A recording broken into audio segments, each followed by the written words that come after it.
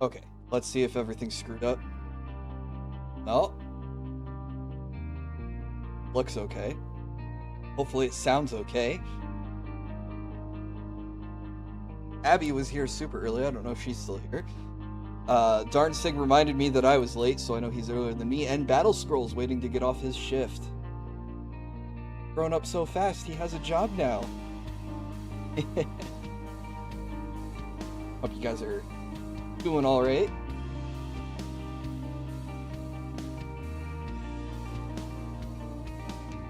Before anyone tells me I'm muted, I know I am not.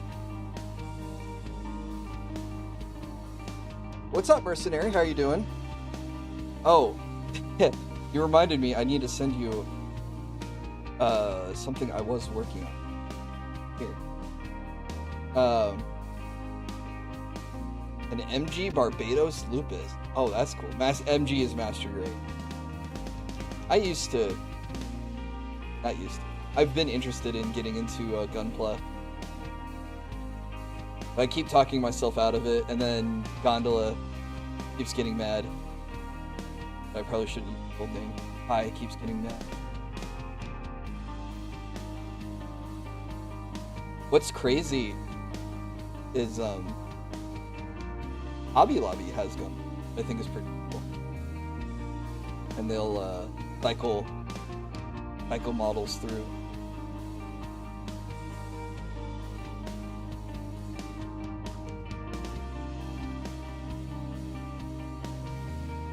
Hang on. It was a Nimi thing that I needed to send you. We had talked about a while ago.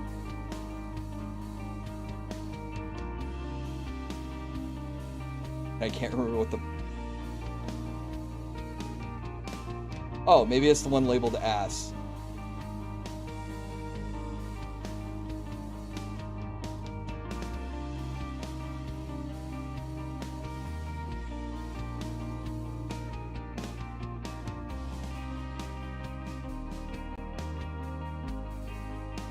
I'll probably just DM this Discord. I was reminded because I have to ship one of these out after the new year.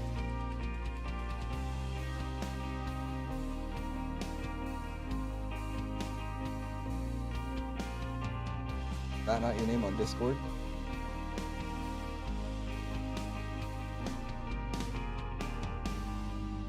Oh, I can't search because I have streamer mode.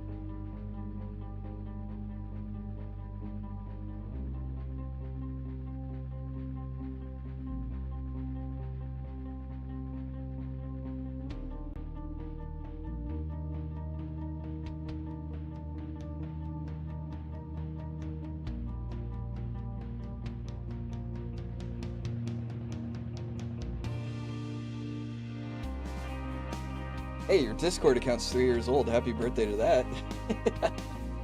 Okay, I got that off my checklist. Your shift always lands on New Year's, 5 out of the last 6 years. That sucks. I'm pretty lucky that my company gave me New Year's Day and the day after off. So I have the first and the second off. Unfortunately, I have training next Monday. That means I'm going to be traveling this weekend to be in town for training. Which is why this is my only stream this year. Or this week. I guess the rest of the year.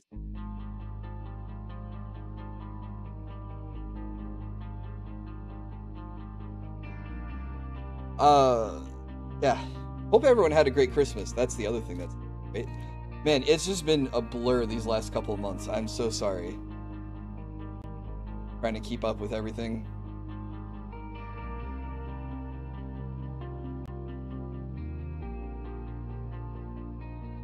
A local shop is helping get the expansion unit for the MG loot. Okay. Hey, I'm gonna look up this Gunpla.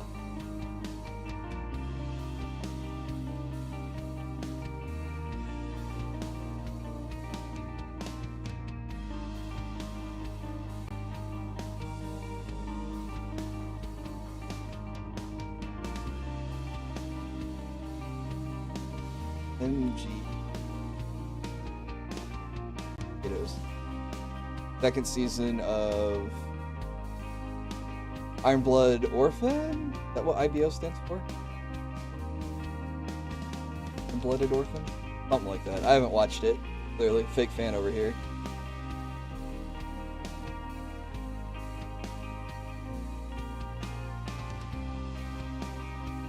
Iron-Blooded Orphans. Yep, I was close. About to jump into the GM1 grind.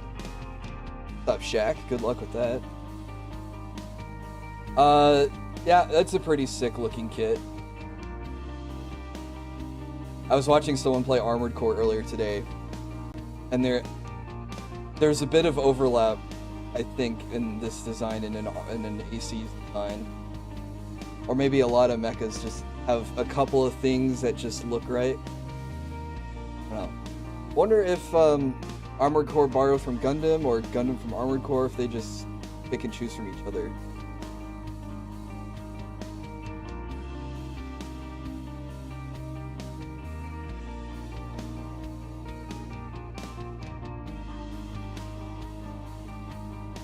Oh, mechanical designers have worked in both franchises.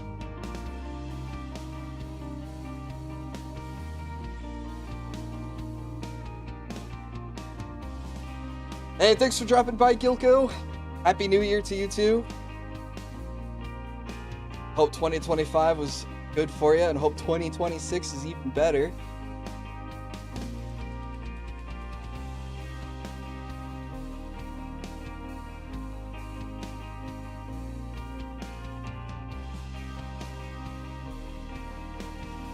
Season 1 is great, Season 2 is alright, ruined by the writer's shoehorning.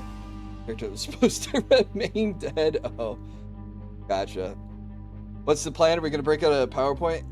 Kind of. I do have a slideshow. It's just 10 images of my... Instead of going through every game I played this year, which is what I think I did last year's, 2024 roundup. We're just going to talk about my 10 favorite games from this year, and we'll talk about your favorite games from this year. And a couple of projects I'm working on for 2026, and setting the expectations for 2026, I suppose. But yeah, we're not gonna be doing a pizza party middle management meeting and going over charts and graphs and talking about support. None of that. I didn't get any music. Oh, I think my BGM might get a...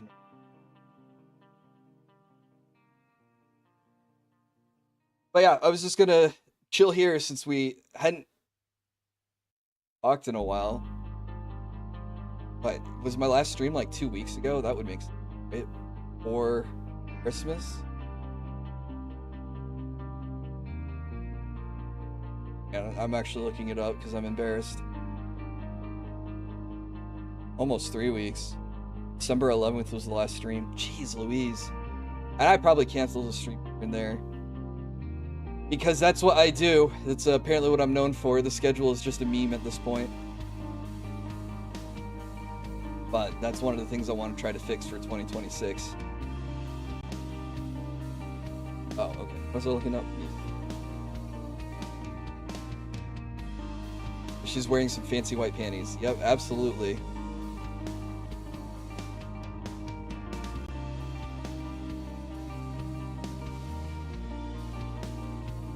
I can show you the whole kit. It's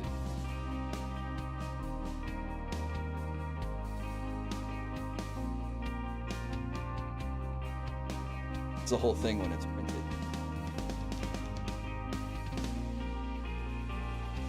Oh, I just remembered it because I was working on her earlier today, and I was like, oh wait, Mercenary asked about what her underwear looks like, so I thought I'd share it. What is up, Joe Blah, over in Twitch chat? Hello, hello. How was my Christmas? Unfortunately not what I had hoped it would be. We unfortunately had someone in our family, I had a family member pass away, so Christmas turned into a not so great celebration this year. So sadly, instead of getting together for festivities, we had to take care of some other stuff. So I'm gonna leave it at that. Yeah, I appreciate it. But so my Christmas plans basically got pushed to this weekend coming up. So while I have training, I will also be able to. We're gonna make up the holidays. So, I mean, life happens. You can't always celebrate a holiday on the day that the holiday takes place. You know, so, it is what it is. What is up, Dave? Happy New Year. Yeah, I should have prepared for that everyone's gonna say, oh, I didn't see you for Christmas. You know, you didn't stream over Christmas week. How was your Christmas? Yeah, last minute. Oh, let me take a look, Mercy.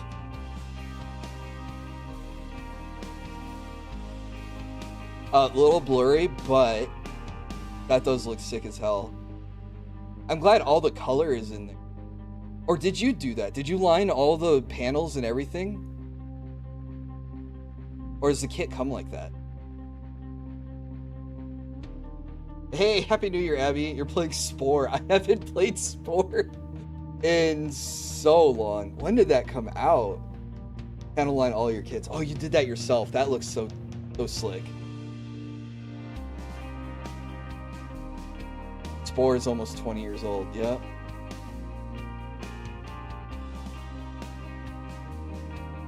Alice Petya, welcome. I know a guy who made a personal training business and the name is based on Iron-Blooded Orphans. That's awesome. Holy cow. Dave, thank you so much for the $20 super chat. Perhaps my last Supa of the year. Well, I appreciate it. The year has to end at some point. There will be next year. There will be more chances to give Supas if you want. Thank you so much, dude. I really appreciate it. You know, it's always come unlined. I take the extra time when building to panel line that areas that need. Oh, you use like a marker or like really, really careful paintbrushing? So, I mean, your picture looks really good. Ultra thin Sharpie, hell yeah. Oh, I was gonna try to find music. Because I know this will get quiet. Or quite annoying. Got into War Thunder again? I know people who play War Thunder. I can help you find people to play with. I don't know if I can help you with how dangerous or addicting that game is. I just recently started playing Dota 2 again, so I know about going back to games that have hurt you in the past.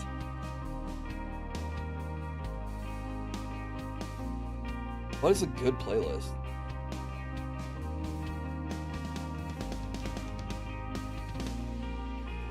I don't want like dark synthwave. And the beach just doesn't seem right. The right vibe.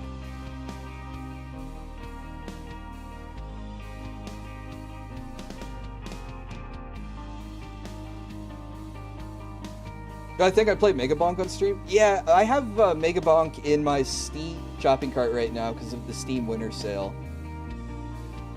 I'm really interested in it. There was an idea a while ago, and if he shows up, I'm gonna pretend like I just forgot the idea. But I had wanted this is probably like 2023. Maybe came up with this idea. Anyway, long story short, the idea was to play like a bunch of Vampire Survivors clones for like a month or something, and then like rank them all, or do like short like 1 minute reviews of each or something. I love Vampire Survivors, and I've played a couple Vampire Survivors clones. I wish I played more. Just not enough time. I really like Deep Rock Galactic Survivor, for example. That one's also fun and addicting. So yeah, I totally think Megabonk being like a 3D Vampire Survivor would definitely be right up my alley for me.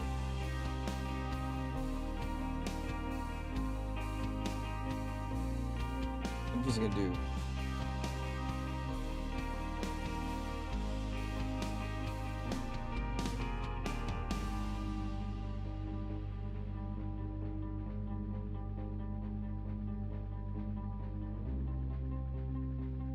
Quick audio swap.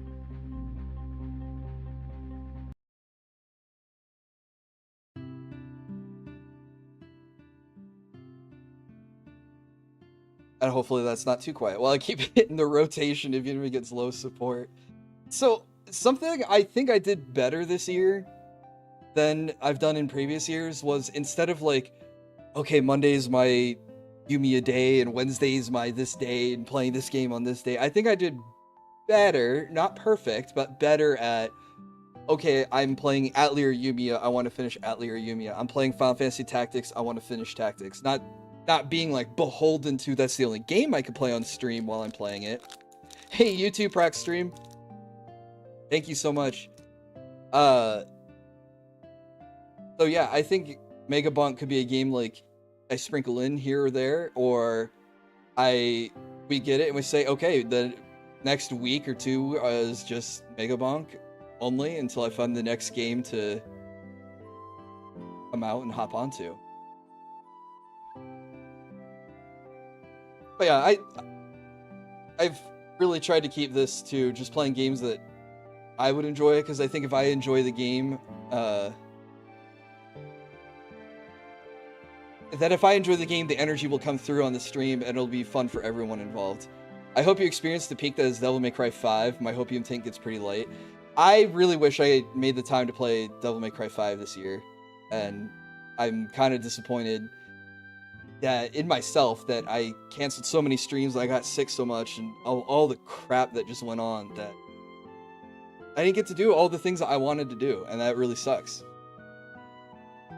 And part of it is I need to probably hold myself accountable better, and instead of like talking about doing something, I need to actually do the something and then take credit then, instead of mentioning it and then feeling good about mentioning it and then not taking steps to follow through.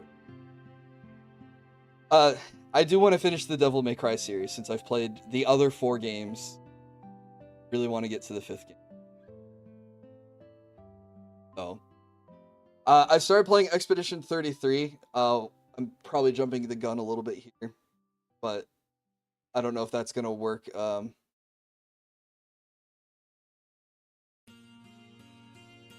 I really enjoy the game. I just don't know if I want to stream it because it's another long RPG, and I have other RPGs that I want to stream, or other long games that I want to stream. So.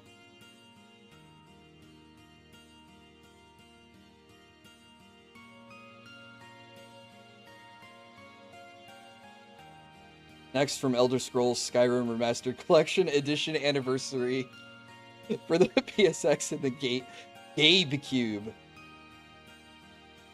Yeah,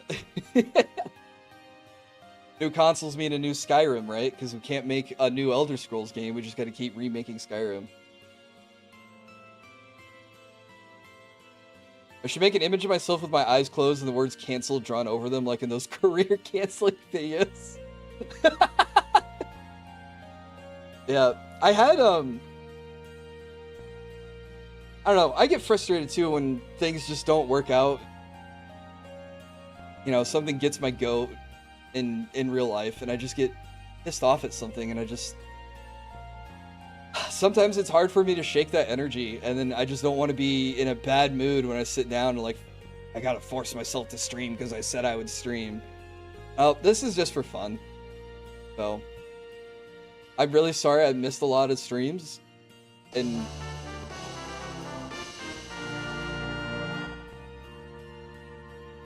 Cyberwolf, thank you so much for the sub. This is my last sub of the year.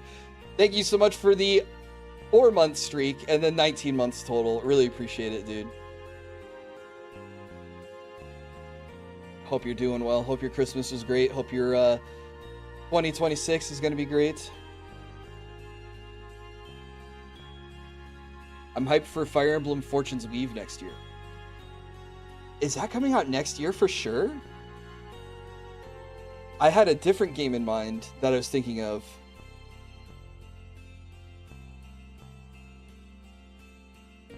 Did I know they're making a Final Fantasy IX cartoon? I did not know that.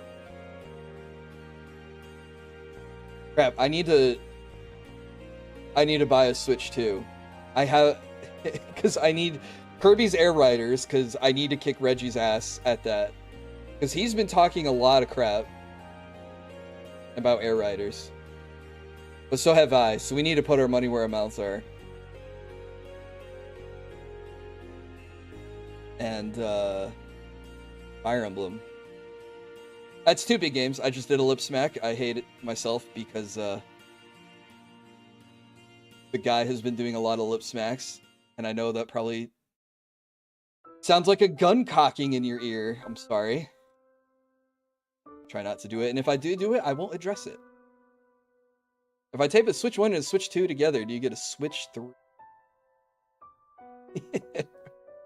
Like a and an OR gate in computer logic. It is as long as they don't delay it.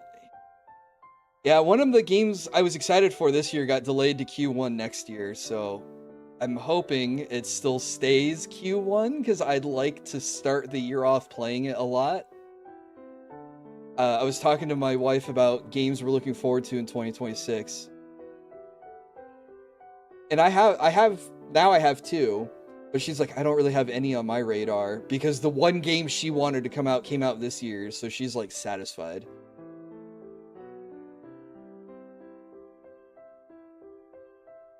When will Skyrim, after so many remasters, become the ship of Theseus? That's pretty funny. Hopefully we get a new Smash Brothers on the Switch too. Oh gosh, that would be cool, but then you're also just gonna get all the butthurt and negativity and troll flame wars about, oh, I can't believe they added this Fire Emblem character and that are next year. Capcom will be cooking. Oh, what's Capcom cooking for next year? Hopefully not another Monster Hunter, because the last 2 have kind of been butts. Oh, but the game I'm looking forward to, one of the games I'm looking forward to, I guess, besides Fire Emblem, is Rogue Point, and I'll talk about that a little bit later. But I did this playtest with Kai and Vimes, and it's like a Slay the Spire progression system through the missions, but it's a first-person shooter that's like terrorist hunt and hostage extraction and stuff like that. Hopefully they add more mission types. But it's really cool. You start off with like $0, a Glock, and body armor, and like, okay, go kill the terrorists. Like, okay, great. You know, and then you earn money from completing the mission and try not to die, and then you buy better guns and you take on harder challenges, so on and so forth. It was a lot of fun. Onimusha War of the Sword, Resident Evil 9, and Pragmata. Okay, I did hear about Resident Evil 9. What is Pragmata? That was mentioned at the VGAs, right? April 24th, 2026.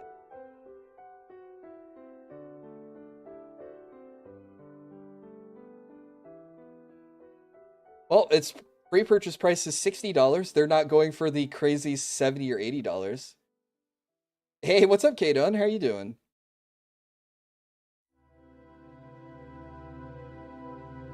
A game about a guy and his robot daughter. Gotcha.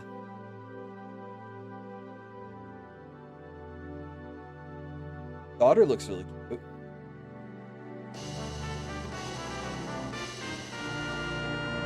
Lime! Thank you so much for stopping by. Hope you have a great new year. Thank you for mentioning Fortune's Weave to me. Life's been busy on your end. Same here, man. Have a great 2026 to you too, man. Thank you.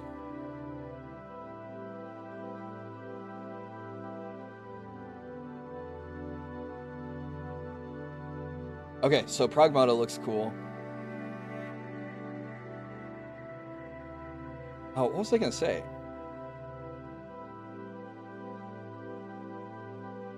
I lost my train of thought. I can't believe it. But from Capcom, well, looks like it'll be good. New Fire Emblem, yeah, Rogue Point. What was it? Wait, yeah, I think that's it. I think I didn't have anything else on my radar. That's okay. Someone rewind the stream. Yeah, I'm trying to rewind my brain. Berlin, what's up, dude? How you doing? Oh, I found it. It was Dave's comment. What game or games you think got hyped high but flopped hard? A good question. And I don't mind things going out of order. I will get to my favorite games eventually. Prime 4. Was Prime 4 bad? I've never really played the Metroid Prime games because to me, Metroid has always been the 2D platformer kind of style game, so I just never... For me, I just never took to the translation of 2D to 3D for Metroid. So I never checked the Prime game. It's simple and safe. Okay. I saw a part where Samus has a motorcycle and she has to drive around. And I was like, this just looks like generic open world flop. Sony's hero shooter. Oh, you're talking about Concord? Was that this year?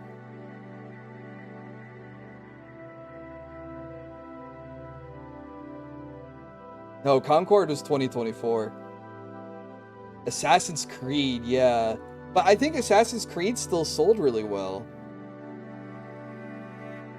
I'll have a very unpopular opinion here, I think. And it's my fault because I did hype up this game a lot, and when I finally got around to playing it, I don't think this game fulfilled me. It was not what I was looking for in a series of games that are near and dear to my heart and maybe want to be an alchemist. And I'll say Atelier Yumiya did not live up to the hype of a new Atelier IP game. After playing all 3 Ryza games, all the Sophie games, and then playing Fierus, I've also played Rorona. You know, I haven't played all the Atelier games, but I've got a feel for what Atelier is supposed to be, and just Yumiya just did not deliver on what I thought it was going to be. Like, that game was easy, smooth sailing, all the way up to the final or second to last boss, something like that, or third to last boss, the goat lady. I get my ass kicked, I go back, I focus on crafting for the first time in like 100 hours to make better equipment, because it's like, okay, I'm not going to lose this boss. Show up, 2-shot the boss, run through the labyrinth that is the final dungeon, make it to the final boss, and 2-shot the final boss, only because there is a story element that happens when he loses half his HP. And I think if there wasn't that buffer that would have stopped me from, stopped him from losing more than half his HP in one go, I might have one-shot the boss with how I had upgraded myself. Now, I know there's like different difficulty settings for the Atelier games and stuff, but playing Rise of 1, 2, and 3 and Sophie, it always had these like gear checks or difficulty spikes where it was like, hey, have you been keeping up with your crafting? No? Then this boss is gonna kill you. And then you have to go back to the Atelier and, start looking at your equipment and figuring out the best accessories and weapons and traits and all that stuff. But Yumiya didn't really deliver on that. So I was really hyped for that game for this year and did not like it as much as I thought I would have. I mean, I think it was a fine game, all things considered. I just don't think it was a great Atelier title. Like, and usually when I beat these games, I go back and like try to platinum them. So if you look at if we're friends on Steam, you'll see that I have like all the Ryza games platinumed. I have Sophie platinumed. I was working on platinuming Fierus. I don't really have a desire to go back and platinum Yumiya. Wow. Lyra, thank you so much for the raid. Hopping on in. Welcome, Raiders. Hopefully your stream was good. Mine broke again? Your what broke again?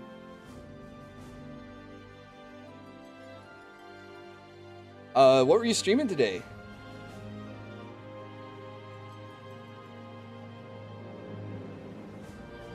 Oh wow, you rated me on YouTube too. Hey, thanks so much.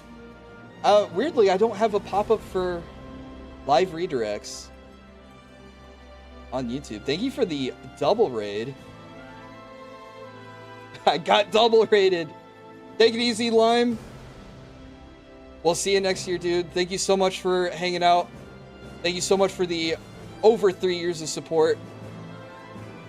And hopefully we get to share Fire Emblem together next year. Oh, wow.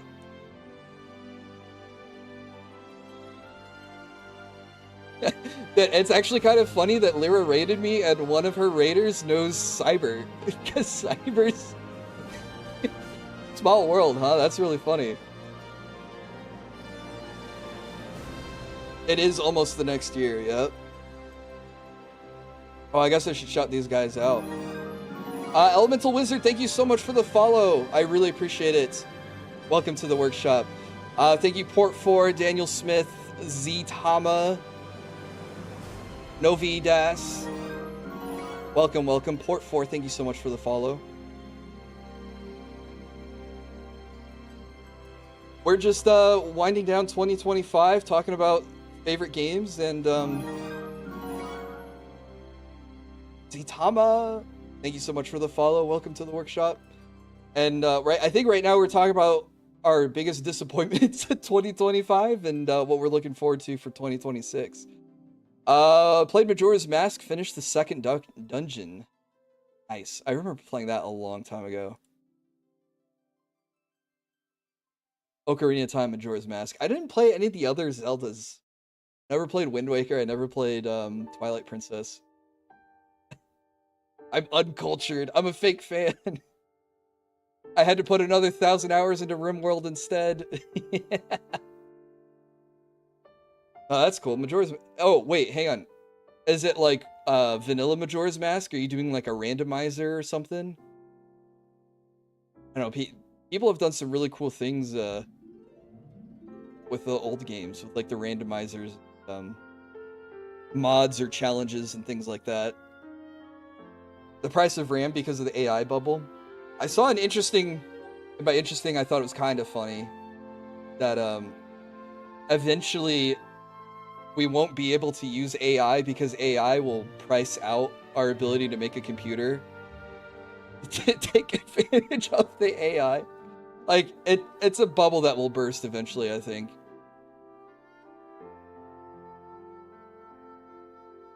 How do I have 1.4k points here? You might have been raided into me before. Lyra has raided me on more than one occasion. Base game, first playthrough? Gotcha, very cool.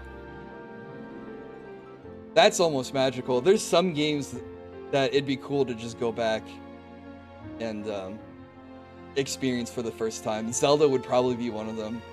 Like Zelda with like no guides, no hand-holding. Like purely just you, the controller, and the game, no outside influence. There's so much stuff that you can discover in those games. Okay, I guess I'm remembering Ocarina of Time. No, Majora's Mask, you have the clock stuff going on too. So you got to remember different days and times that things are happening and go forward and go back and stuff. I've not played Minish Cap.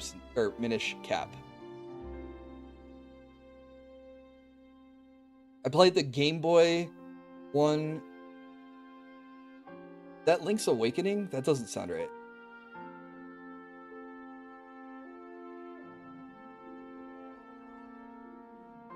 It is Link's Awakening, yeah.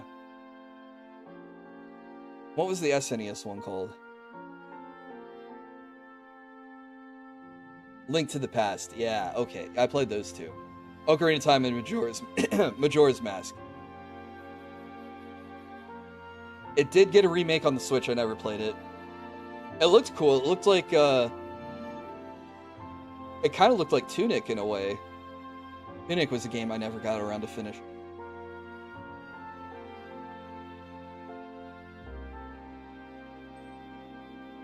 TCG market's gonna course correct sooner or later. Yeah, hopefully. We saw,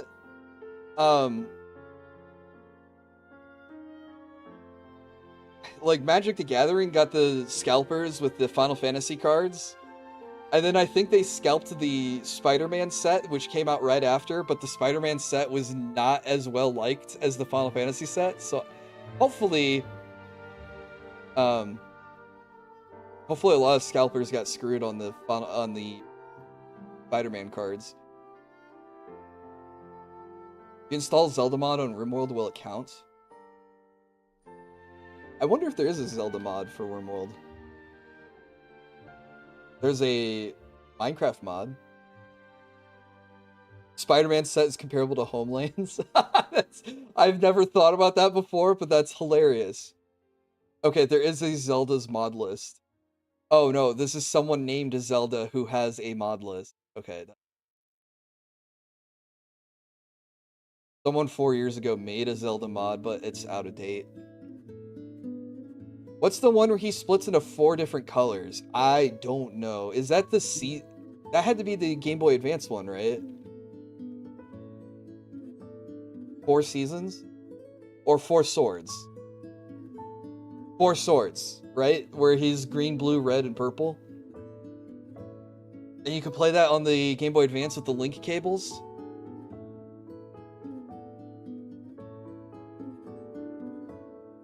The worst thing about the Spider-Man set is they didn't have the license to put the cards online, so the set has completely different names on Magic the Gathering Online. That is incredible. That's so stupid. Oh, link cables, yeah. Link. I wonder whoever translated that for Nintendo did that intentionally. That's so good. Lorwyn Eclipse appears to be better than the original set. Really? Lorwyn was one of the first Magic sets that I got into. Probably the first pre-con I ever went to. Way back in high school. Lorwyn.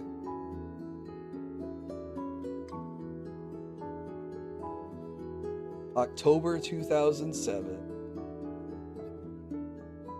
20 years ago. I'm just rounding everything to 20 years. Lorwyn was underwhelming at launch yet.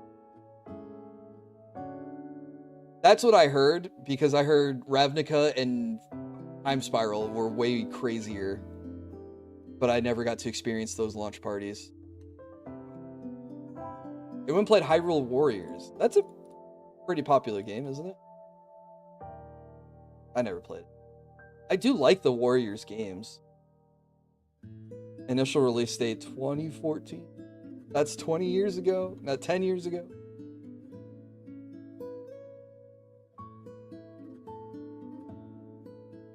Hang on a second.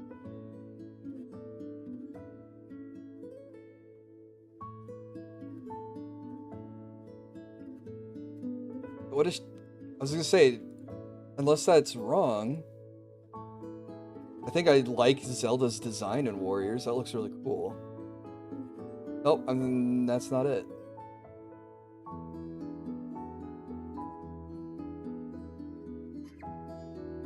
I like the way Koei animates women. I look respectfully, I believe. We thought Thoughtseize was going to be an uncommon. How old do games have to be for it to be retro or vintage? Oh, man. How old's the PS2?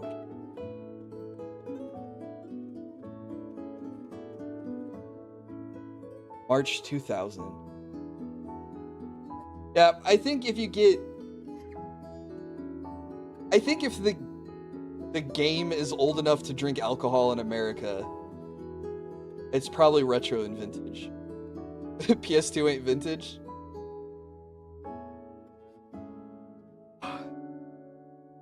PS2 is... I mean, vintage to me is the Atari.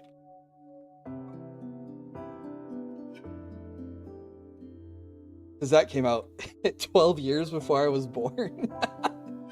But my grandparents had one, and it worked. And it still works. Like, hang on. That's got to be the 45-year-old console. No, hang on. Can I do math?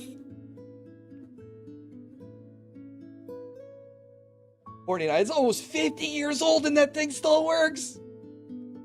That is vintage. And you can tell it's vintage because it has the wood panel on it. They don't make stuff like that anymore.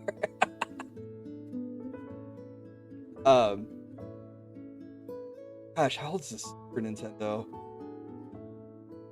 1990. Almost 30 years. Yeah, I would consider like 20 to 30 retro, and then like 30 plus is vintage. The console is a pension of 401k. Dude, and what's crazy is, I mean, if you have to find the right adapter thingies for it now because they just don't have those plugs on TVs to just plug a 2600 into it anymore. But I swear this Atari that my grandma still has still works. It's crazy that every Super Nintendo has a yellow discoloration to them. Yeah, that's from UV light, I think. UV light from the sun just cooks the plastic or something like that. 35 years old and the SNES still works. I think I have an SNES in storage. And I think the cartridges work. I think there's a point though where the battery on the cartridge gives up and you can't save games anymore. So if like I was to play like the original Final Fantasy II, I couldn't like save my file and power down the system because then it would just you know, time for a new save every time I booted it up. I think the Game Boy games are getting to the same point too with like the original Pokemon games too. God, that's scary to think about. Pokemon is... How old is Pokemon?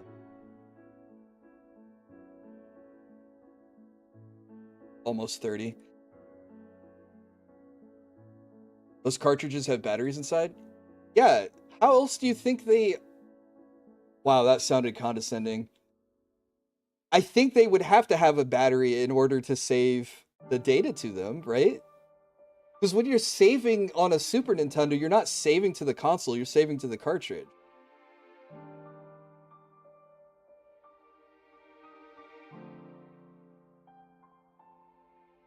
Have small coin cell batteries, usually CR2032s that power the SRAM chip.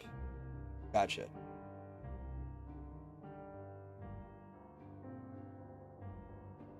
Don't just replace the battery. It's not like your competitive speedrunner. It needs to keep the standard of original hardware. True.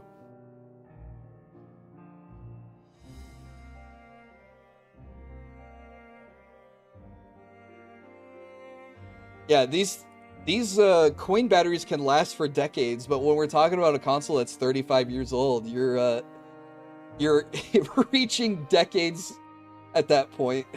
I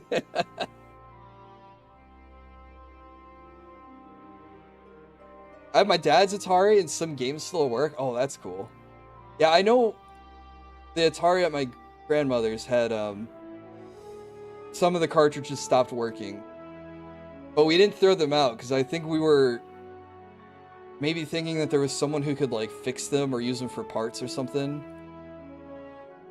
I don't know, I say that and I start to sound like a hoarder. Like, I'm not going to throw out this console because it stopped working.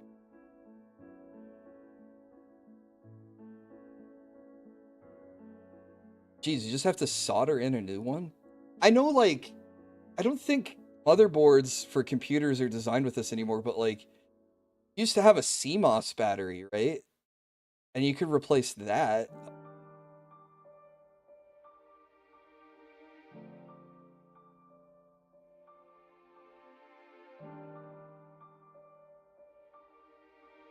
Oh, it's the same technology. It uses a CR2032. It's same battery. And it's used to power your BIOS chip to keep track of your system date and time. And remember your boot settings, even when the PC is off. Otherwise, your computer would forget how to turn on.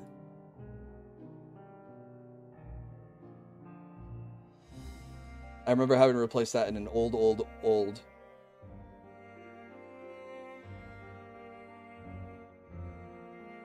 Nowadays, I think I just go through motherboards too quickly to worry about the battery giving up. Okay, weird tangent going on retro and vintage game, but it was kind of fun. I don't know Nintendo magic yet. Gen 2 Pokemon eats to the save batteries because of the watch function. Oh, yeah. Because those games kept track of the time of day, so that way you could have, like, night Pokemon that would only show up at night and stuff. How much gold is in a motherboard? I have Google.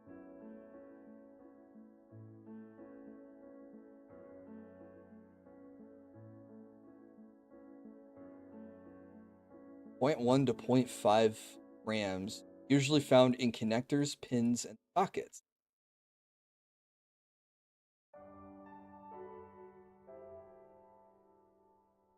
Newer consumer boards use less due to advanced outlet. Oh, did days of the week matter? Oh, because of the lottery. I forgot about that. They had the lottery system in the Gen 2 Pokemon, yeah.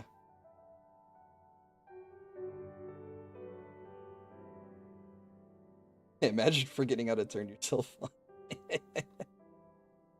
Yeah, poor computers with no CMOS battery.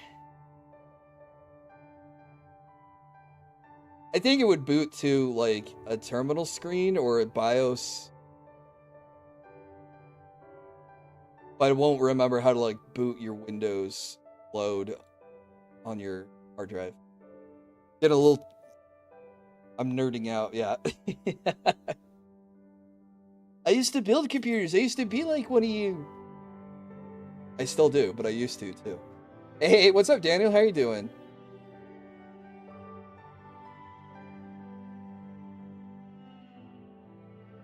Alright. Cool, so we can chat about... I'm gonna bring up my favorite games. We talked about some of these already. But, I mean, like, I don't have, like, a set schedule for this whole thing, so... You know? As long as we're hanging out and chatting, that's all great. I will eventually get to my plans for 2026. We're getting a Fighting Force collection next year? Oh, that's cool.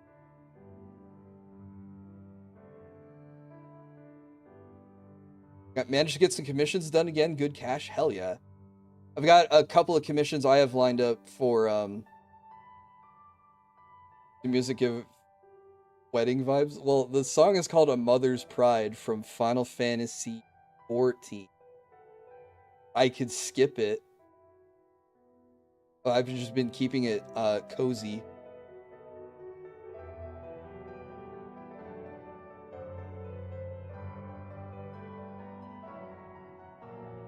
Okay, I like myself.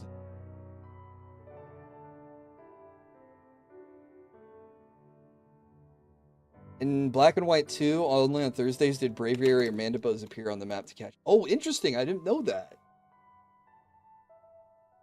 I thought, I was thinking like Gold and Silver had those, the watches, and I was remembering the day of the week had, I think related to the lottery system, where you could go to the radio station and you get a prize once a week or something like that. Okay, I tested this earlier, so hopefully this doesn't show me something embarrassing. Oh, oh, great. All right, it brought up the right folder with the correct images, not other images. Okay, so I'm gonna go over like 10-ish games I've played this year. Some of these I've played off stream because you're probably looking at Time Break Chronicles there and going, wait, Will didn't stream that. Yep, I didn't stream this, but this is on the list of games I'm writing a review for. I still need to basically just record myself and edit all together, but I was alerted to this over the summer, and since I had just gotten laid off, I didn't spend a whole lot of money on games over the summer, but Arrow, one of my mods, like, dude, if you only buy one game, you need to buy Time Break Chronicles. Exactly your type of game. And he was absolutely right.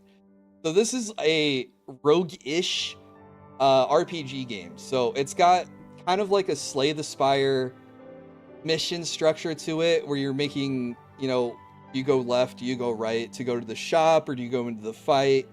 But you're recruiting like RPG characters, like a knight, a cleric, a monk, and they have different abilities, and you fight different enemies.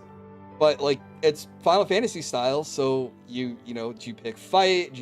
Well, it's not quite fight, but the point is each class has different abilities, and they all synergize differently, and you get relics like Final Fantasy VI, which unlock abilities, and you can trade these relics around to build up, I guess, a skill set that synergizes really well for either that class or for the rest of the party.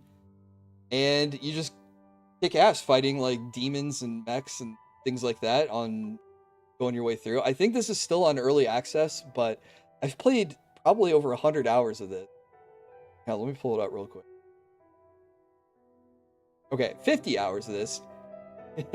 I played a lot of this. Yeah, still in early access. It's on sale right now. It's on the winter sale. And they've been putting out updates. Their last update was in August of this year, and that was their major update number 6. So, I think they're just working on adding more and more heroes. I don't know how many there are in there, but it's pretty cool. The only thing I wish it would let you do is it would let you field multiple characters, like play 2 monks at the same time or something like that. But yeah, this game was really cool, and I'm definitely working on a video that I wanted to get out this year, but obviously I didn't. So you hadn't heard of it from me until now. But I really liked the Heroes Hour review I did on the channel, and I want to do more content like that, and I'll talk about stuff like that later. But yeah, Time Break Chronicles was on my list of games I wanted to let people know about, because I think this is a nice little hidden gem. I was really glad Arrow told me about it, because yeah, just mixing like the Slay the Spire roguelike elements of traveling through from the beginning of the dungeon to killing a boss and getting a boss relic and advancing.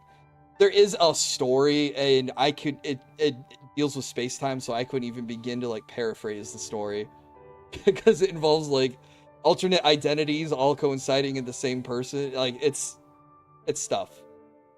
But the gameplay is fun, and it really scratches that nostalgia, since we were just talking about retro and vintage. Pixel graphics, it has like Final Fantasy menu sounds and good repetitive still, but like almost MIDI chip kind of music going with it. It's really good for what it is. Did not play it on stream. I already said that. Just wanted to take it at my own pace, and yeah, I'm glad I did this. This helped a lot when I had a lot of free time after getting laid off. Played another game that manages to be awesome, Teardown, a heist game in a destructible voxel-based world. So I had a friend tell me about Teardown, and I played it briefly. I would love to play that. That could be a good just one-time stream. Oh wow, they're working on multiplayer for that. Yeah, Teardown is cool, Daniel. I've seen it. I've played a little bit of it, but I don't have it. But I could get it easy.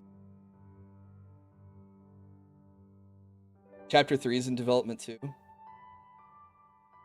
Oh, there's a character update. Oh, that came out last. Yeah, Teardown is cool. I gotta put you on rank 1. It's a really good way to keep track of games you play. Is that like an app or a website or something?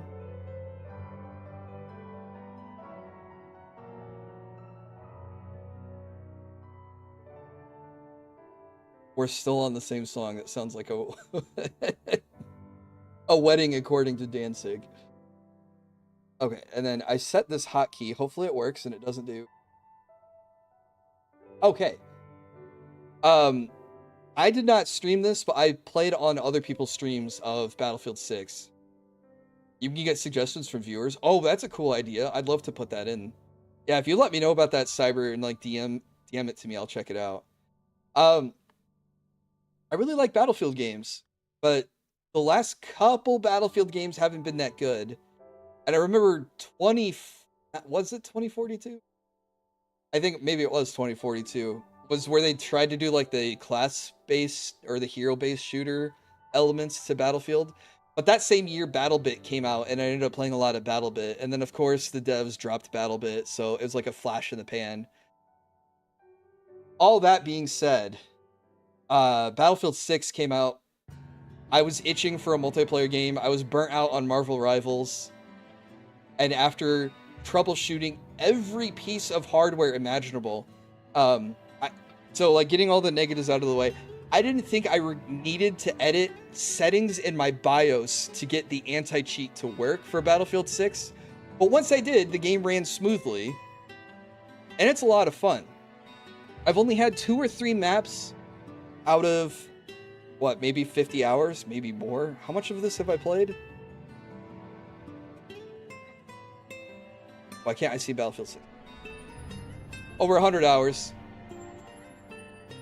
That, only 2 or 3 games that were like utter stomps controlled by like one player on the enemy team, just being like, oh yeah, I'm a god at the game, I've been playing it since the beta, blah blah blah, you know, a 400-to-1 kill death ratio. Otherwise, the matches have been, you know, pretty fun, pretty fast. Even though it's like 32 on 32 in like the big modes, you still feel like as one guy you can make an impact in the game, which is pretty cool. They came out with a new game mode. I don't play like they have an extraction battle royale mode to it. I haven't played any of that, but the other game modes have been fun. I haven't tried any of the vehicle combat, but they reduced a lot of the points required on like the achievement and stat progression kind of stuff. So yeah, I think it's in a pretty good spot. It's a lot of fun to just like sit down, boot up. I mean, playing one map can take, you know, like 30 to 40 minutes depending on how tight of a game it is if it's not a stomp. But well, what I've been looking for in a Battlefield game, it's great. Like I honestly love a game where I can just like lay prone, bipod up an LMG, and just like hold a corner for like 5 minutes. just mow down anyone who's like, oh hey, I wonder what's down this hallway. Nope, just me camping it with an LMG and infinite ammo as a support. It's just how I enjoy playing Battlefield, and there's a lot of opportunities for me to play like that in 6. And I do the run and gun from time to time. I've had a lot of fun with this game. But like I said, it's felt great to be, even in like the big game modes, that even as one guy you can make a big impact. Like going out of your way to blow up a tank or a helicopter can really start to tilt things in your team's favor and, you know, shift the pace of the entire battle for the entire map for everyone else playing on it too. But yeah, it's expensive. I think it's a $70, $80 game. It's sitting at mixed on Steam.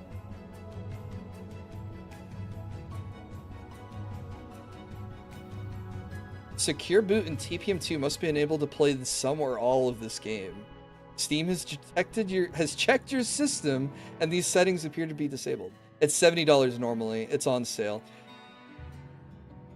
Yeah, if you're looking for a Battlefield game, Battlefield style game, I thought this was a lot of fun. I'm glad I grabbed this instead of Call of Duty.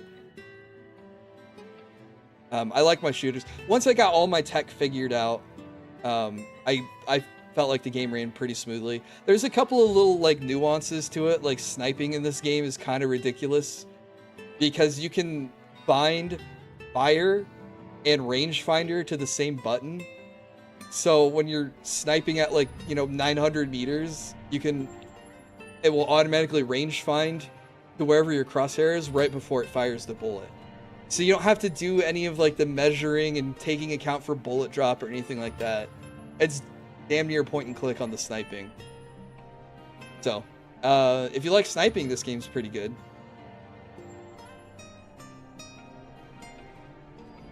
But yeah, I've had fun with it solo, but there's a group of guys, a couple of guys I play this with, and it's been a lot more fun in a squad. Because then you can make some serious impact. Yeah, BattleBit was great. I played BattleBit because it came out around the time of like one of the least liked Battlefield games, which I want to say was 2042. Hang on, I'm gonna double check myself. It was 2042. Yep. 4 years ago. And I remember because some of the Rainbow Six content creators I was following, they wanted to jump from Rainbow Six to Battlefield, and then it was like, oh god, I gotta go back to Rainbow.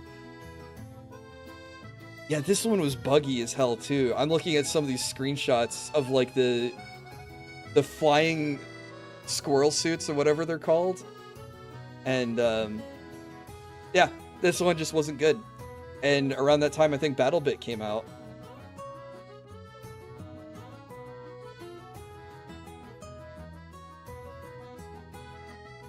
Wait, no, BattleBit came out in 2023. What came out 2 years ago then? Wasn't 20... Was it Battlefield 5?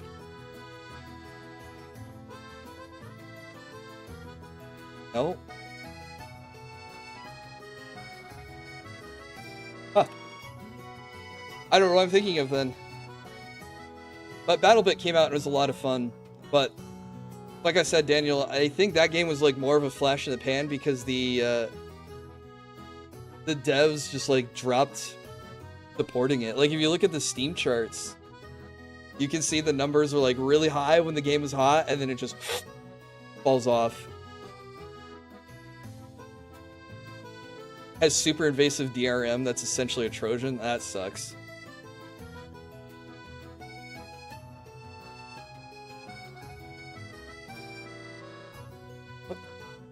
I swear this is supposed to be a Final Fantasy playlist. Oh, this is 15. That's why I don't recognize it. Don't worry, the more classic stuff's coming up.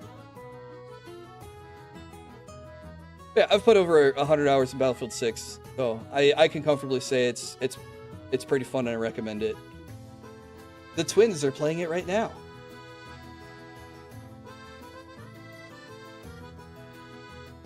They're not American, but they're running ads for the US military. Oh, that's really weird. Hopefully this isn't a surprise, but Hollow Knight was one of my favorite games I played this year. I love Metroidvanias. Even since playing... was it Portrait of Ruin that Cyber got to force me to play? That was awesome. I played Bloodstained. I've played a lot of these kind of adventure platforming games, and Hollow Knight was... amazing. Yeah, Portrait of Ruin. That one was good. But Hollow Knight was perfect in terms of like the controls, the bosses, forced. Well, yeah, you had the coupon. You got to pick the game, and you picked Portrait of Ruin, and I loved it. It was a great choice. Yeah, I didn't want to be like you know, people just jumping on the bandwagon and going, okay, hey, yeah, I'm just going to go straight into Silksong because Silksong came out this year. I was like, you know, I should go to the roots and I should check out Hollow Knight first. And I'm glad I did because Hollow Knight was great. I do know I didn't get the best of endings, but I am excited for Silksong. I'm going to try to make that one of the games I play this year. Maybe sprinkle that in with Final Fantasy Tactics. I don't know. But yeah, Hollow Knight was great, and I want to play Silksong. I think of... I can't think of anything else to add. The game was cute and fun, and even though the story was, you know, about ruin and death and changing destiny and things like that. I mean, like good, almost like Souls-like kind of storytelling with like, hey, you gotta break the cycle or become the cycle, like with the multiple endings and stuff. I mean, it just fits so many good things. Blasphemous, that's the other game I was thinking of that I played on stream. That was another... yeah, cozy trauma. That's a great way of putting it, Cyber. On Weirder Games, there's a PlayStation game getting re-released called Tomba Special Edition.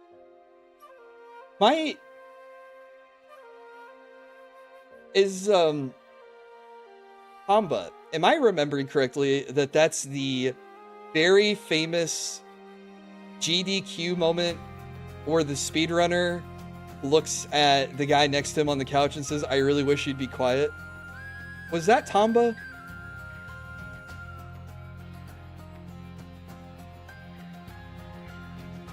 That was Tamba 2 specifically.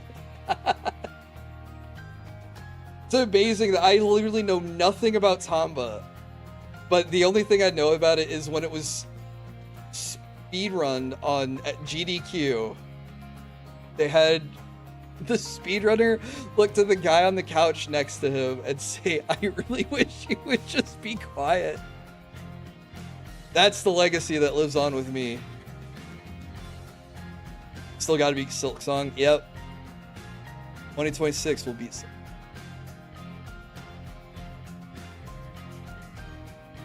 So is Tamba like a platformer, 3D platformer? Like Spyro and things like that? Yeah, it is.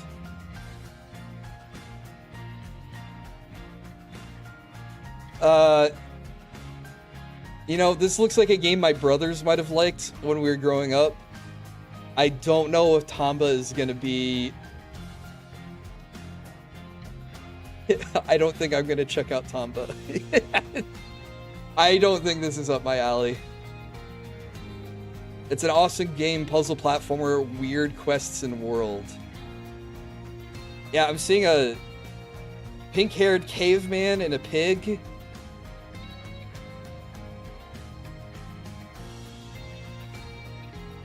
Yeah, I don't think this would be... Just growing up, I think this would have been one of my younger brother's favorite games. It's very much like it or it's too weird. Yeah. You know, it kind of reminds me of Mischief Makers a little bit. But Mischief Makers wasn't 3D. I mean, it had that kind of like rareware fake 3D where it was like 3D models imprinted into 2D sprites. Is it time? It is time, Reggie. I'm going to get a Switch 2. Sorry, I called you out earlier. I'm going to get a Switch 2 so we can beat each other up in Kirby's Air Riders.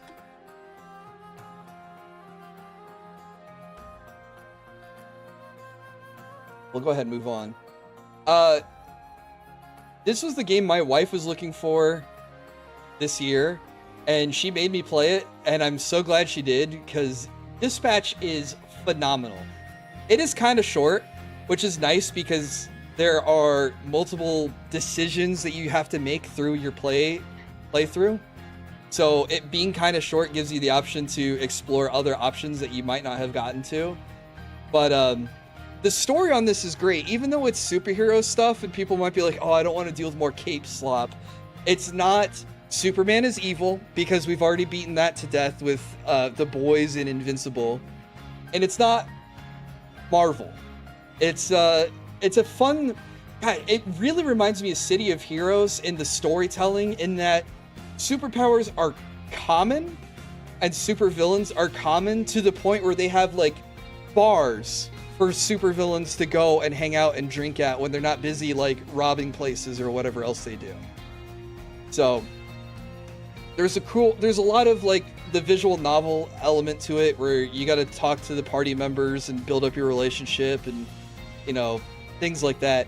But there's also the strategy dispatch element to it, which I really enjoyed playing, which is, okay, hey, you got Punch Up, that's the short guy in the middle there. He's really good at fighting, so you might want to send him in missions where he has to go beat up gangsters and things like that. So you have to match your team's strengths to the missions that come in and manage your time efficiently as well, because it takes time for them to travel to and from the mission, to rest up after the mission, and time to complete the mission. So I enjoyed the strategy aspect of the gameplay, and the writing is really good. There's an element that happens... Oh, did I mean to say bars for supervillains to drink at when they don't rob banks? Sorry, I got tongue twisted. Voice acting is superb, but I mean, you have like famous voice actors working on this project. We knew what you meant inside. Yeah, heroes go to drink when they're not. Anyways, this game's awesome. I really like it. I wish I got more notoriety. I think it got some nominations at the VGAs, but it kind of got swept by Expedition 33. But no, I think it was really cool that they got like a couple big YouTubers to lend their voices on it, couple big voice actors to lend their voices on it, Critical Role working with the studio to help put together a good game and good storytelling and everything else. I mean, this game was just awesome. I have one chapter left in it, but I mean, like, every moment that except for the prologue almost lost me. The prologue it almost got to that kinda almost too meta on the commentary, and then thankfully it pulled back from there, and then like the commentary has not been on that level since the prologue. So if you can stomach where it gets almost like just a little bit too much in the prologue, the rest of the game is going to be fine. And maybe you have a better patience or tolerance for that kind of stuff than for me. They couldn't afford the Alchemist voiceover. I don't know. You know, I signed up for a masterclass in voice acting and I haven't followed through and looked at the classes yet, so maybe I'll do that for 2026. We can put that on the list. But yeah, I think Dispatch is cool and worth checking out. There's two things that happened in the game that I couldn't stream it, and then I don't own this game. My wife was super excited for this game, and you know, kind of twisted my arm a little bit to play it, but like I said, I'm glad she did. So I played it with her. This was our game that we played together, and yeah, I really want to point out Dispatch. Maybe the strategy guys will enjoy it. Maybe the visual novel people will enjoy it.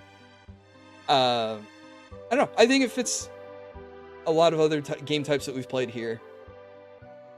That big bat guy is voiced by Moist Critical, and he has some of the funniest lines in the game. I'm trying to think of anything else to really say on this. I don't know. I wish they got more time to develop this game or more money so that way they could develop more of it simultaneously. But I think that's a good criticism where I'm like, I wish there was more game. So hopefully it gets a season 2 or a part 2 or we get more of it, because there's a lot here to enjoy. Oh, here's another game I played off stream. I did this a lot. I was in a Discord call and we were talking about some of our favorite games. I think we were talking about like Fallout 1 and 2 and, you know, things like that, and the classic, you know, CRPG kind of games. And someone had mentioned Rogue Trader. I said, oh, I've always been interested in that, but I'd never played it. And they said, oh, well, it's like Baldur's Gate 3 and XCOM, but it's all 40K skinned. I said, okay, I'm sold. I bought it, installed it, and it was great. Reminds me that they gave Chills a cameo appearance in Smiling Friends. Guy in a coffee, number 15. Can I get a number 15? I haven't watched all of Smiling Friends, so I'm missing that. Season 2 HR violation. There is a point in the game where it's like... I think it might have been Flambe who says this. He's like, is there supposed to be this much sexual tension in an office job? I've never worked a normal job in my life. I've always been a criminal. What are we supposed to be doing here? What's up, Rain? Oh, it's the Burger King foot lettuce meme. Gotcha. That makes sense. So, speaking of strong voice acting and strategy, Rogue Trader is awesome. I have not finished it yet, but I've played a lot of it. And yeah, if you liked Baldur's Gate, but you wanted something more on the sci-fi grimdark side of things than like the high fantasy side of things, I think Rogue Trader is right up there. It's pretty perfect. Really like the storytelling, especially in that every decision you make so far that I've played seems to have an impact on what happens in the game. So like, I had a moment where it's like I had to take care of something on my ship before I could even land on a planet. And I had advisors telling me, hey, you can just leave it to the officers to deal with this. And you can worry about the main mission or whatever. And I was like, no, I want to inspire my people and I'll get down there and I'll take care of things. And I took care of things. But then the planet I landed on, like the story advanced without me. I was like, you were late to showing up here. And it's like, oh, that's because I took time to deal with this situation instead. So, and there's different orders that you can approach. Like it'll be like, you have 3 objectives and you can tackle them in different orders. But if you go to A instead of B first, it can change how the story flows. So it's got like a lot of situations accounted for and different alignments, I guess, for like how you make your decisions. Like, are you a heretic? Are you pure? You know, those things. I guess in Mass Effect, you know, Paragon and Renegade decisions open up different dialogues, different you can even get different equipment. You can wear different equipment depending on how good or how evil you are. Hey, take it easy, Dave. Thanks for stopping by. I guess we'll see you next year, buddy. What's up, Paper Thin? This year was a year of all time. It was. Kind of a unfortunately crummy year for me, so I'm going to resolve to make 2026 better. Hopefully your 2025 was good. And your 2026 still ends up better. Yeah, Rogue Trader is really cool. I know there's DLC for it. But I haven't finished the main story before tackling DLC. Oh, look, Kai played Rogue Trader for the... I wonder if I recommended it to him if it was someone else. But yeah, if you like 40k and you like Baldur's Gate or XCOM, like grid-based combat, which hopefully if you're coming around here and I'm playing like Tactics, Final Fantasy Tactics, you like those styles of games, Rogue Trader might be up there. 2-year-old game, not that old. Oh, these guys made Pathfinder Wrath of the Righteous, so you needed another feather in their cap before you considered it. But yeah, it's pretty cool. This year, everyone feels like waking up during surgery. Jeez. The rough way to look at it. In the emulator economy, or emulator community that's brand new. Yeah, true. So Night Rain came out this year. This one might have been a little overhyped.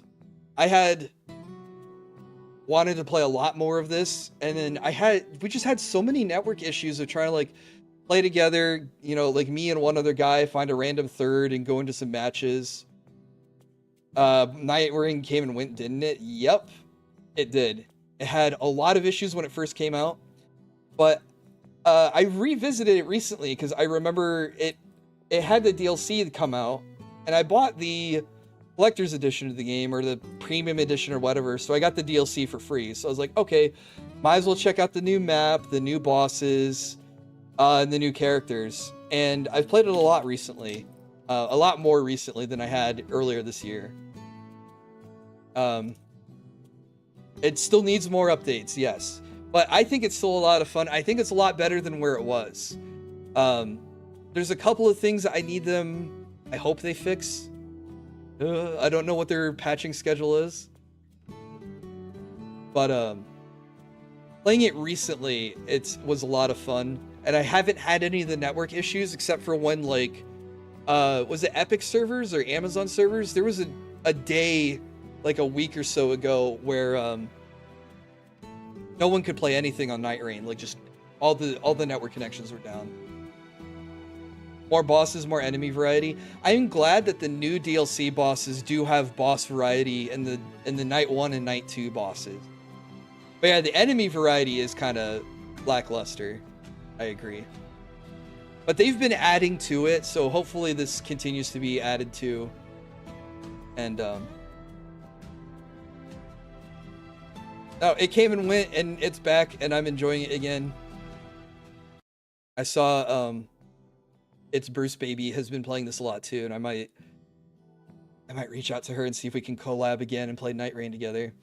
I got it during the sale, wanted the big booty nun girl, which, as it turns out, is one of my favorite characters to play because of the tentacle bone leap attack that she has.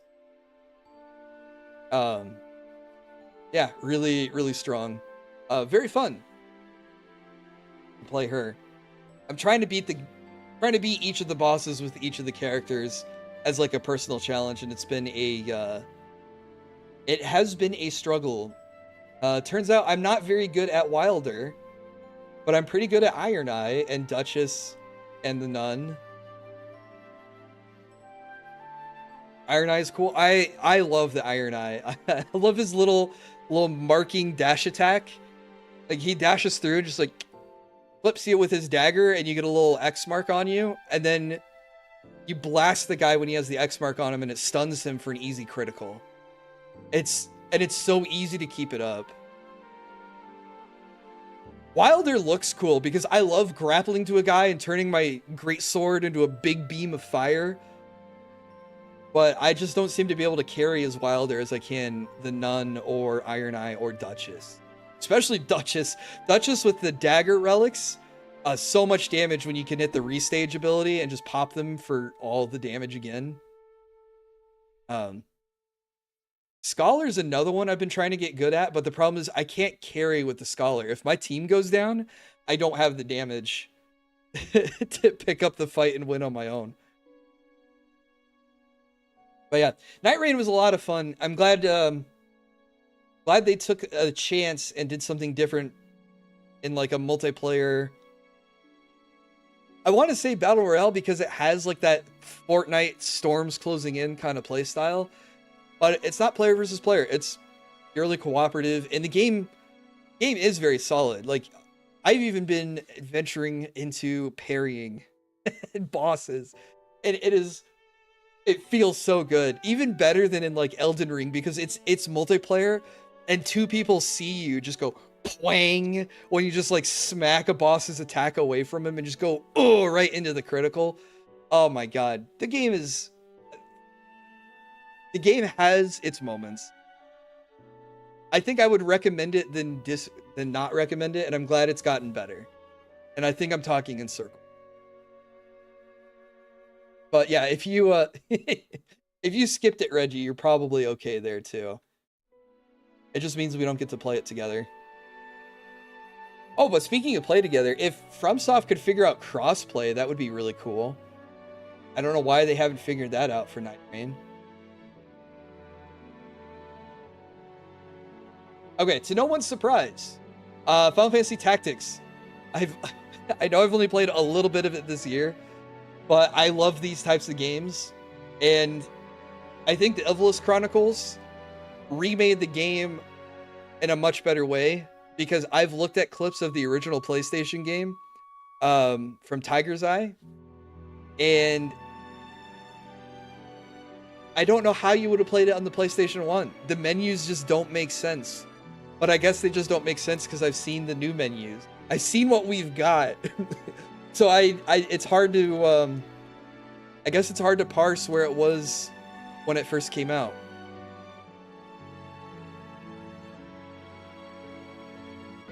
But the updated voice acting has been a nice element to it too. Sorry, I think if the music's too loud, please tell me. I turned it down a little bit because it was loud to me.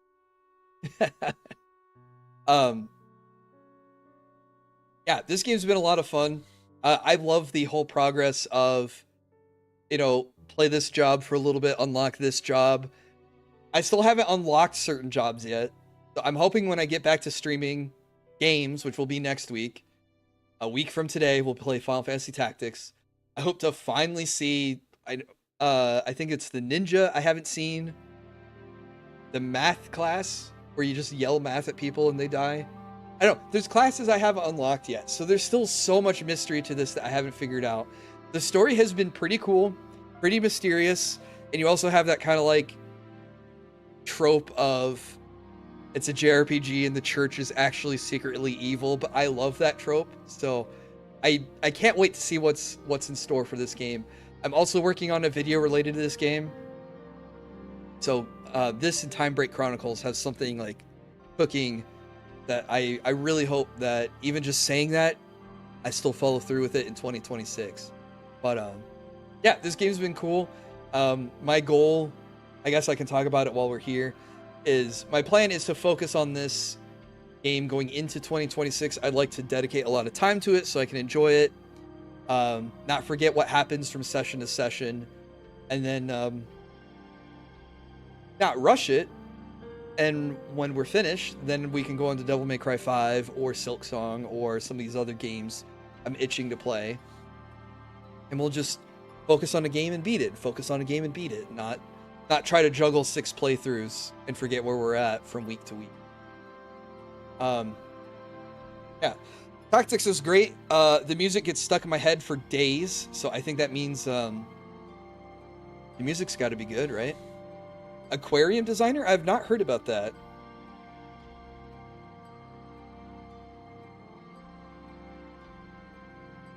$2.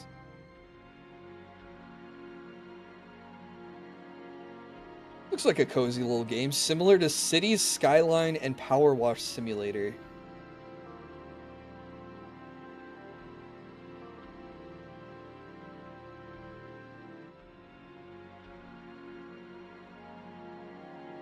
Yeah, I'll wishlist it. It looks like a wholesome, cozy game. Yeah.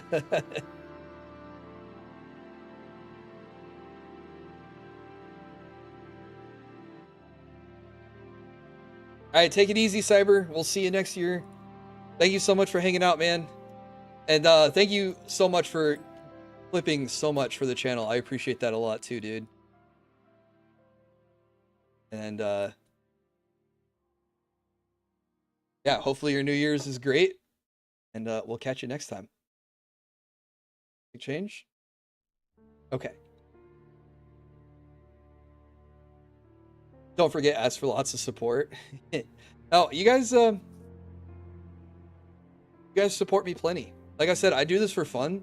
So, you know, it does suck to like miss a stream when I get sick or have work, but you know, it's not a skies falling situation where I need to make a 14-minute daily rap video at 2 in the morning to go over it. Gotta hit that Rocky Cam goal. You know what? I used to have a Rocky Cam, and I rearranged my desk situation where I don't have that easily. But I don't know, I'll find a way where I can add it back in. There's got to be a way I could whip out my phone and point it at my dog, and the OBS captures my phone from like Bluetooth or Wi-Fi or something. Like, here's Rocky. The good old days of Rocky Cam and the occasional William Foot. One of my favorite games from recent years is called House by Bark Bark Stu. Check that out too.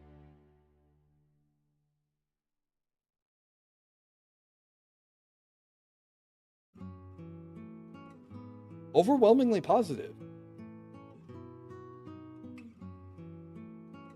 This is very Pixel. Hey, it's half off. It's $5.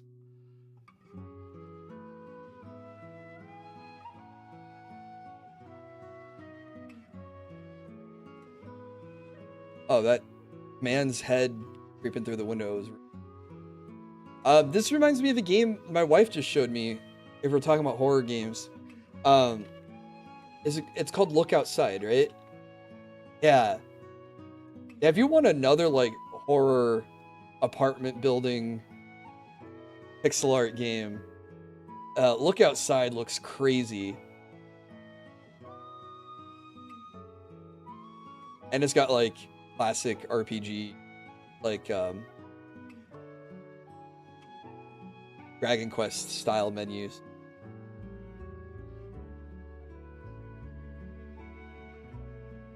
I looked, it still snows. It's starting to snow here too. I'm late. You are late, Exodus. That's okay. You've only missed some reminiscing and some discussion of our favorite games from this year. House is short but has 7 endings. Okay, cool.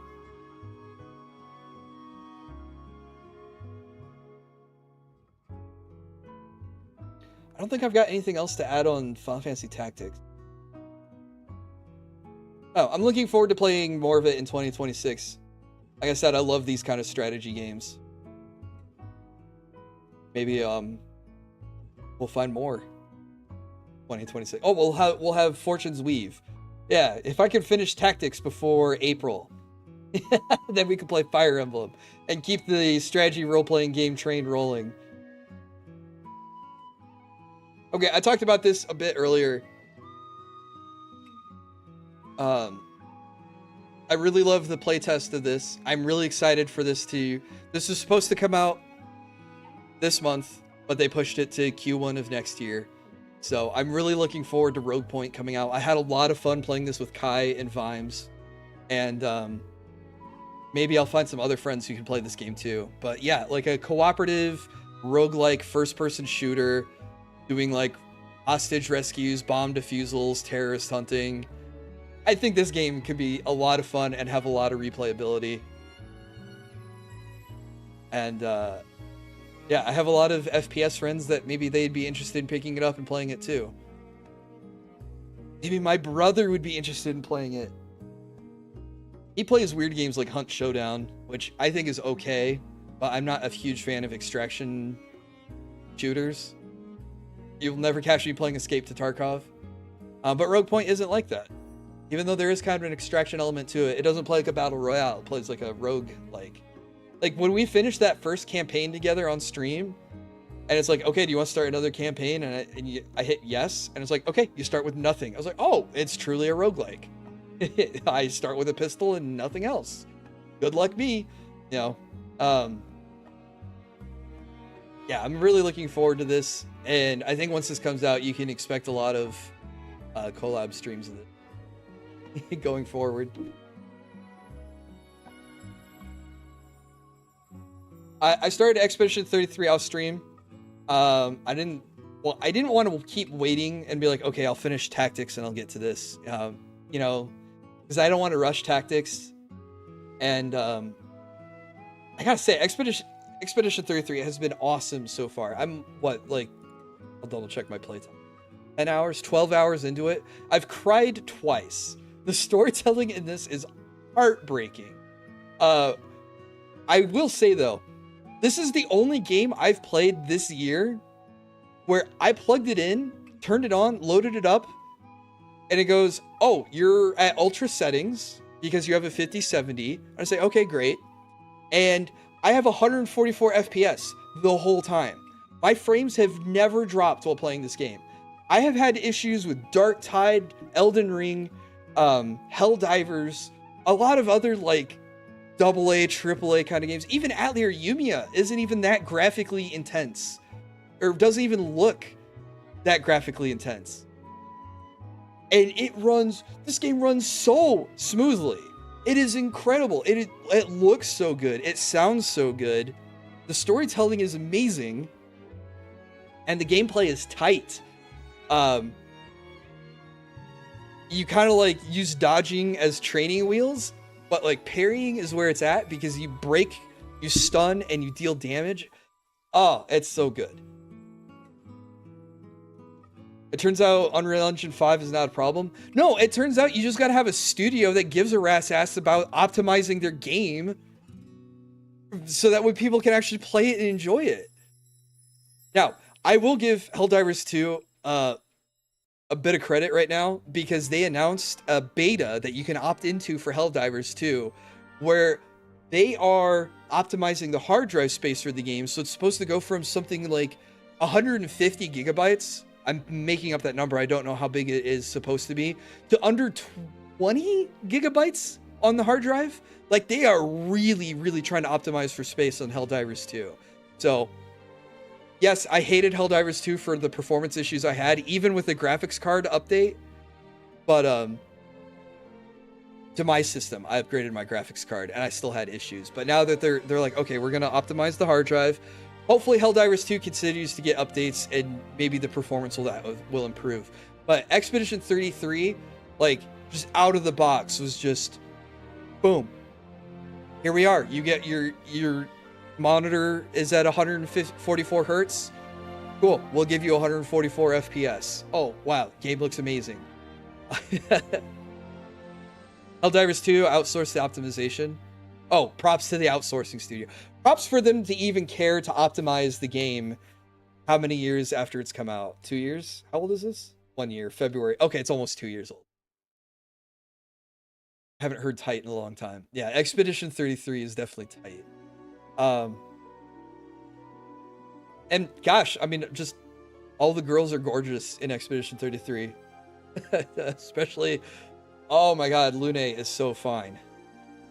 But yeah, it's been really fun. And like, it has a little bit of goofiness and levity to it that helps balance out the absolutely tragic, heartbreaking storytelling that's going on for like the main plot. So I enjoy that too. Mon ami, the Esquier, yes, Esquier, he is hilarious. So I'm glad we have that in the gesturals and stuff to balance out the game. Otherwise it'd be like really, it is still really depressing, but it's a bit less so. Yeah, and like Darnsig said, Unreal Engine 5 is not the problem. It's just you gotta optimize your games. Yeah, I don't know if I'll, like I said, I didn't want to stream this because I'm playing Tactics. I don't want to focus on Tactics because that's the stream game, like, so to speak. But I didn't want to wait on Expedition 33 any longer and accidentally get spoiled. And I've, unfortunately, because I looked at restreams of the guy, I know certain things happen. I don't know what happens, but certain things happen. I don't know what it means, but things happen. So that sucks. So I wanted to play it and enjoy it, play it at my own pace, because basically anytime I've had any free time lately has been Expedition 33. This game is so good and worth every penny of the $40 they're asking for it.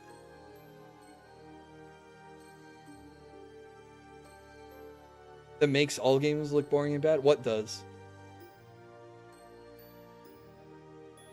Oh, the guy. Yeah. True. Yeah, I want to play Mega Bonk at some point, because that looks like a game I'd enjoy, and he kind of crashed out on that one. Oh, Repo. I forgot I put this on the list. I didn't... Yeah, I know I got to play it. It's in my cart right now for the winter sale. And yes, he is about to play RimWorld on Wednesday. I don't think I streamed Repo. Wait, no, I think I did. Yeah, let me pull up the channel. Yeah, I did. Did I do a collab of this?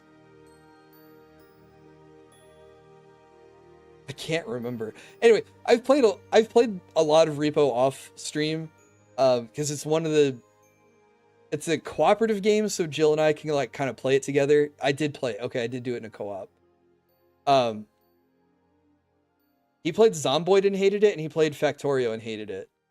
Okay, so this one's not purely just an off-stream, off-stream game on the list. Repo was a lot of fun. I had a lot of fun with the Lethal Company collabs in 2024. Yeah, I scrolled back enough to the Lethal Company collabs. Oh, and I did Lethal Company this year too. With Gil. I don't know if he's still here. I like Repo building on the Lethal Company formula by adding the whole everything has weight, everything has value, bumping it into stuff takes away what it's worth, and you still have to hit the same dollar quotas and things like that. Yeah, this is a fun little goofy game, and I missed out on opportunities to play more of it, which kind of sucks. Haven't played it since. And they just announced that there's more coming out. So,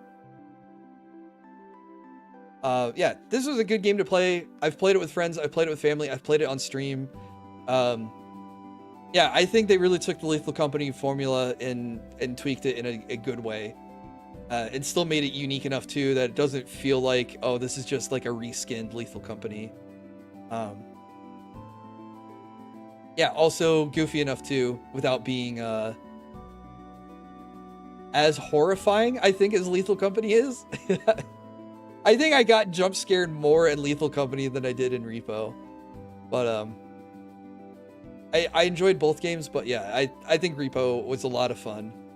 And yeah, I probably played it more off stream, but I thought it was great that a lot of people had this game and it was like, oh man, do you want to play something together? Oh, we all have Repo. It's like you can play with just 2 people and still be pretty successful, or you can play with a larger group of people. So I remember Battle Scroll trying to teach me how to play this game, actually. Him getting blasted right off the get-go. And I was left on my own. I was like, I don't know how to play this game. 2025 and no AC DLC. You mean Assassin's Creed or Armored Core or something else? Shoot, we cycled back around. Wow, I meant for that to be longer. That's okay. Well, those are my 10 favorite games.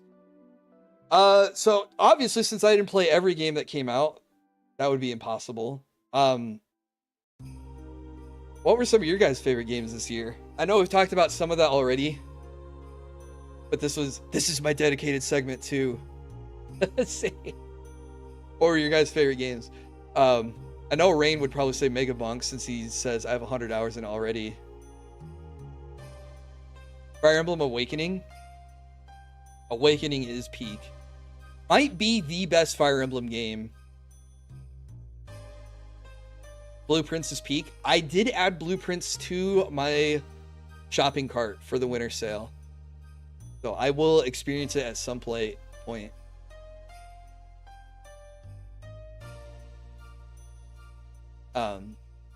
I know the developer for Balatro was like, guys, if you haven't heard of Blueprints, go check out Blueprint. Monster Hunter Wilds? I heard Wilds was bad. We should have talked about that in the overhyped games. Because that one came out and didn't it have optimization issues too?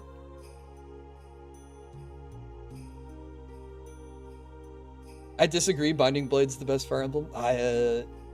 If that's 6. Yeah, I haven't played that one yet.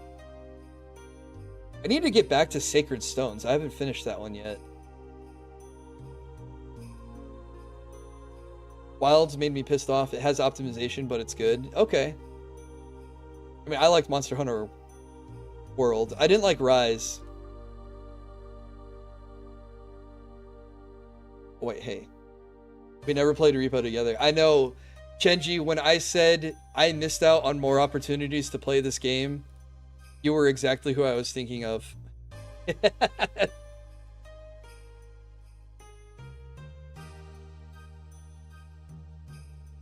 Wait, I guess since I don't have my slideshow up, I can cut back here.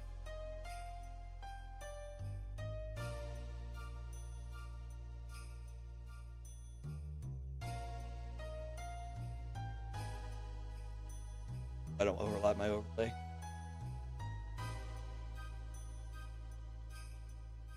It felt disappointing due to some rushed L development for Ephraim's portion. Gotcha.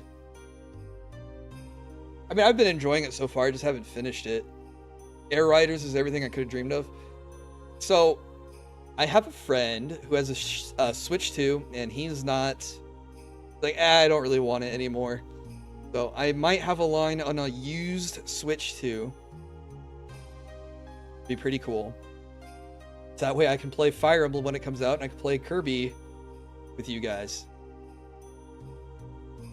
Here's one from last year, but got a lot of free updates this year. Oh, when I say favorite games of this year, any 3D prints you want to brag about? Oh shoot, that was one of the topics I want to talk about. Are you in my head? How did you know? Actually, it reminds me, I need to check on my printer. Second, maybe.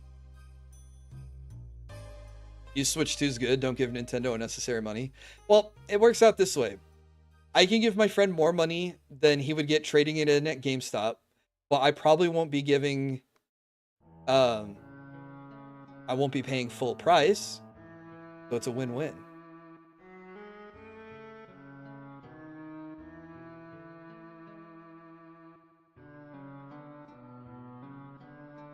And then, yeah, we can do, kind of like how we did the Mario Kart streams and the Smash Brothers streams, we can do Kirby Air Rider stream. You need to stop saying so, yeah. I think that's just my tick to get out of my thinking block and back to talking. I did want to talk about 3D printing briefly. Yeah, I'll swap back. Do I have this up? I do! Okay. I did not screw. Hopefully this doesn't screw up. Okay. So, I ran a poll about what I should do for the next giveaway, and you guys picked Guts. I am actively working on printing Guts right now. I have run into an issue already, so it might be a little bit longer, but I have the model downloaded. I have the parts imported. So I just want to show you guys what it looks like in the software before I hit the print button. I'm working on printing this plate right here. A lot of smaller parts. What ended up happening was I had the sword kind of like cutting through the diagonal right here. And for whatever reason, it didn't adhere to the print bed. But the rest of these parts all stuck. So we'll have a lot of the little pieces done, and then I just need to worry about getting the rock and the cape and the sword done. This model measures over 10 inches tall. So when I finish this and finish painting it, you're going to have, if you win, you're going to have a really cool, really big Guts figure to sit on your desk or table or something. But yeah, I'm really excited, and I think he looks really cool. The rock, this rock. A tactically sized rock. And don't worry, it's not a solid piece of resin. It is hollowed all the way through. I heard someone didn't like Rise. Yeah, I didn't like Rise. Remember, I kind of played it and then I kind of dropped it? At the time Sacred Stones was being made, Path of Radiance was being worked on, and as time marched on, more Sacred Stones was taken to work on Path of Radiance. Path of Radiance is another one I need to play, and I have the emulator for it, because I'm not paying $400 to buy a used copy. But yeah, as far as 3D printing goes, I have 2 commissions. One that I'm working on right now. One that's I'm gonna have to start working on when I finish the current one. When I get those, we'll stream a little bit of that process, I think. I don't know how much I want to do 3D printing, painting work versus playing games. Especially commission stuff kind of has like a time limit to it, so I need to work on that when I can. I'll stream it if I need the extra time. But when those 2 commissions are done, we'll get Guts worked on. And thankfully, because he's like a fantasy medieval character and he's not like a whole bunch of flashy colors and stuff, like it'll be pretty muted. It'll be pretty easy for me. I mean, it's gonna be a lot of brown and gray, like gray for the sword, gray for the rock. So, but it'll still be a cool character, I think. But yeah, just crazy that Darnsig was like, "Did you have a 3D printing thing to talk about?" Yeah, I did. Yeah, and we'll try to. I'm gonna try to sell this printer that I have that I don't like and buy another printer of the exact one I'm working right now that does work, so I can up my throughput and how many prints I make for the store. But yeah, it's been cool. I keep doing it. Oh my god, now that I've noticed it, it's like the lip smacks. I gotta stop saying yeah. I need a rubber band on like my wrist, so I just snap myself every time I say it. My 3D print streams are kind of cathartic. Oh, I'm really glad to hear that you enjoy them. Say no instead. No. Yeah, no, or no, yeah. Which is the one you're getting rid of? I have a Saturn IV Ultra 16K, and I've had nothing but issues with it. And some of the issues that I have with it are just inherent in the design that the Saturn III Ultra doesn't have. So, especially with the auto leveling bed is kind of flimsy, and the tilting vat means I can't control the release speed. So, even though it's supposed to be faster, I just have less control because so much of it is automated, and I've ended up having prints that end up getting ripped, which is frustrating. And I've reached out to support, and I need to follow up with them to see if I can troubleshoot it. But honestly, I would rather sell this printer. It came out this year. It's a brand new piece of technology, and I've had nothing but issues with it. And then their old design is, of course, nothing but reliable. So I'm like, I'd rather buy a second one of the printer that's been I've had for over a year now, and it's been awesome. So unfortunately, I was out of my return period on the other printer, so I'm kind of stuck with it. So I either need to troubleshoot it and make it work, or sell it secondhand and pick up another one. That's what we're trying to get rid of. The Yaz are not as annoying or as gross as the lip smacks. I know, but I think there's audio tics that people just do, and maybe people just passively just go like, okay, it just happens. But I think I notice them, and I'm just like, oh god, I can't believe I say that or I do that so often. Yeah, like snorts. Snorts are pretty gross too, aren't they? Snorts and lip smacks and bottle crunches. The guy really knows how to run a stream, right?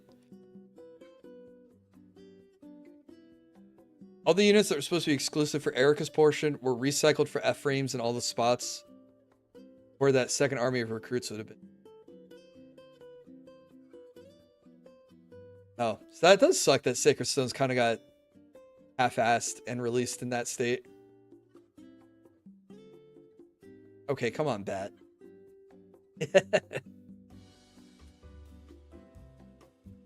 Yeah, no, maybe. So, yeah.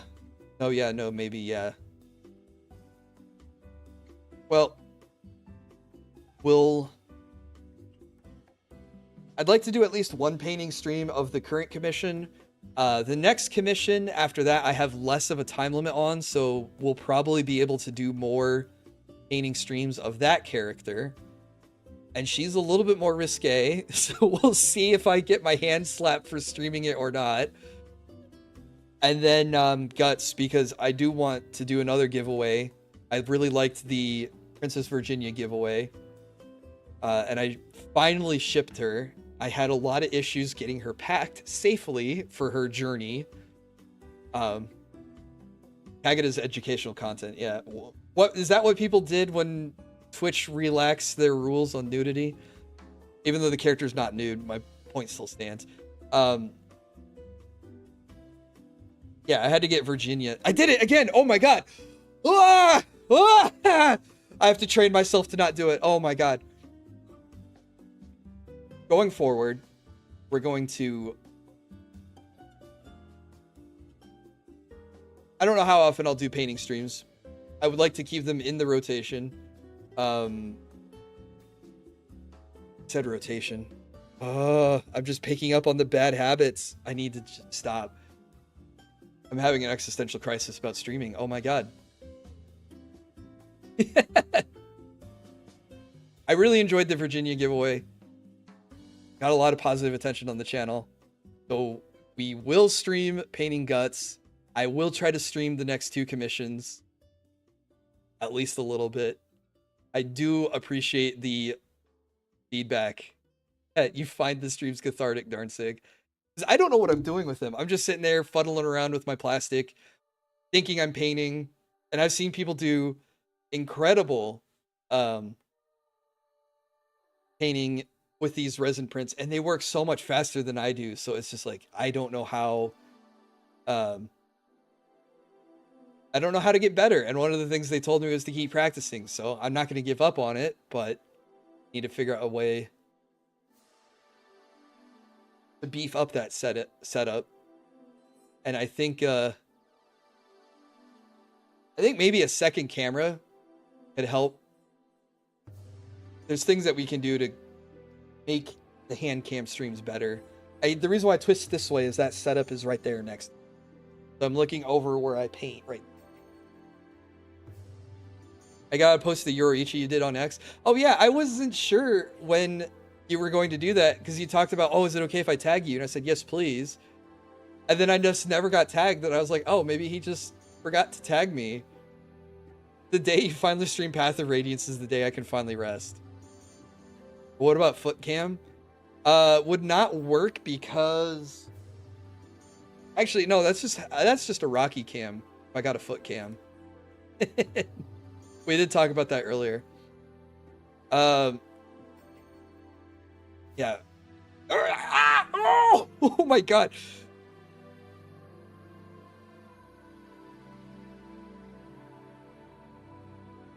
Hey, welcome back, Lyra. This is 3D printed stuff. This is the next character I'm going to be giving away. This is Guts. It's young Guts from Berserk. I don't know if you can tell from the face.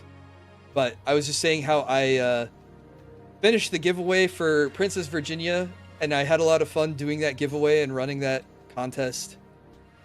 That this is going to be the next character I print and paint. Sorry, I'm looping Catch Lyra up with us. I'm printing him right now. I have 2 painting commissions ahead of him. And hopefully I can get through painting the other 2 characters quickly so we can get to him. I was really glad that Fast GG reached out to me. It was like, hey, would you like to run a giveaway on our platform? And their platform was really, really awesome for running a giveaway campaign. I think I will do it again.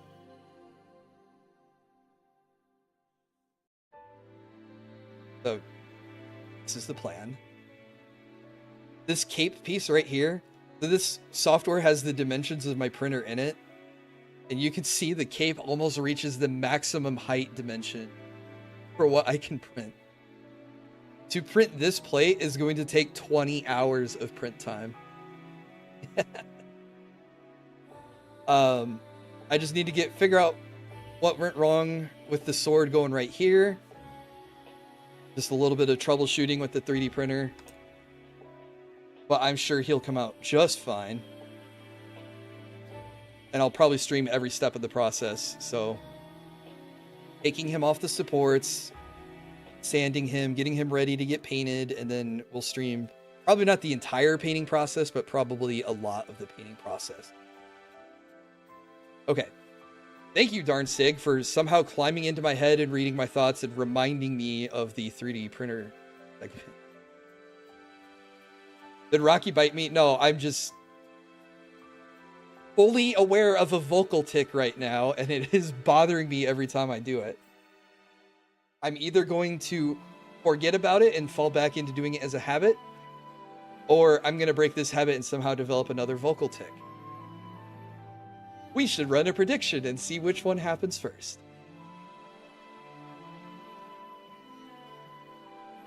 Talking about streaming Path of Radiance, like I said, I have the emulator stuff all figured out. If I don't have any strategy role-playing stuff after Fortune's Weave next year, then we'll stream some emulating, some totally legal emulation process playing Path of Radiance. Unless they add Path of Radiance to the GameCube Online for the Switch 2, which is just another reason to get the Switch 2.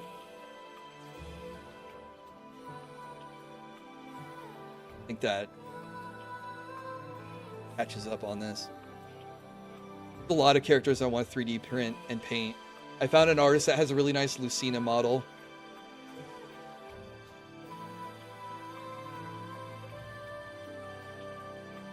I think I want to get that just because I love Lucy so much. But if I get that and print it, it'd probably just be for myself. I don't think I'd give it away or sell it. I mean, I'll sell prints of her, but the painted one would be... Oh, last thing I'll say, since I did mention the 3D printing, I have a couple of people who have been interested in painting prints for me. So I might be able to expand the Etsy store to include painted characters. So it's not just the unassembled pieces of plastic you normally see. So not sure if that's anything anyone's interested in here. But yeah, employees, the business is growing. It's actually pretty cool. It was a fun discussion to have. So don't say it. Okay. The Etsy store is going to be cool for next year, I think. Unless I get taken down on Etsy, then I have my own website that I'll sell on instead. But that's the 3D printing plan for the next couple months at least. I like the Nintendo Online GameCube stuff. Man, do they have Phantasy Star Online on the GameCube Online? I'd probably disappear off the face of the earth playing that again. I need to play the new Phantasy Star, I think. I saw some screenshots from it, and it looked pretty cool. I just need to get through the intro. Or maybe I shouldn't play it, because it's like an MMORPG, and I get way too invested and addicted to those. Oh, what were other games we were talking about? Yeah, when I said earlier, any favorite new games, or any favorite games you played this year, doesn't have to be games that came out this year. Any game you played this year. Any new foods I discovered this year that I like? Oat milk queso. As disgusting as that sounds to anyone who can tolerate dairy, my nachos with the fake queso were pretty good. Which white bread is my favorite? I like Meyer brand artisanal white bread, I think is what it's called. It's white bread, but it's got like the kind of like still like powdery flour on the crust. Air seasoned chicken. Darn sick, this segment's just to make fun of me. But I will say, air fryer, awesome for cooking chicken in. In fact, maybe that's what... Oh wait, no, I'm not gonna be here. What? I will have to air fry some chicken next week when I'm back then for dinner. That will be the...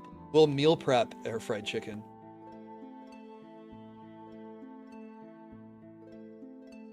On oats, just try to baking with oat flour instead of wheat. Only made a simple 1-to-1 dough, and it's already promising. Oh, nice.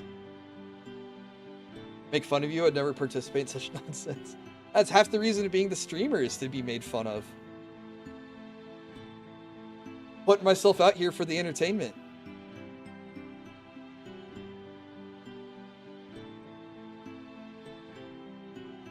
And I know I say and do goofy things, and there's goofy things that have happened to me that, you know what? Just laughing at it is the best way to get through it. So, don't say it. Pull up my note.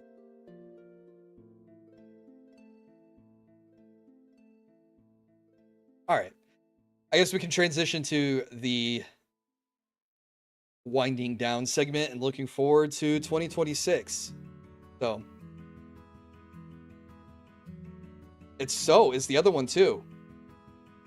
So yeah, I gotta stop it. Gotta make better transitionary phrases when I'm changing ideas.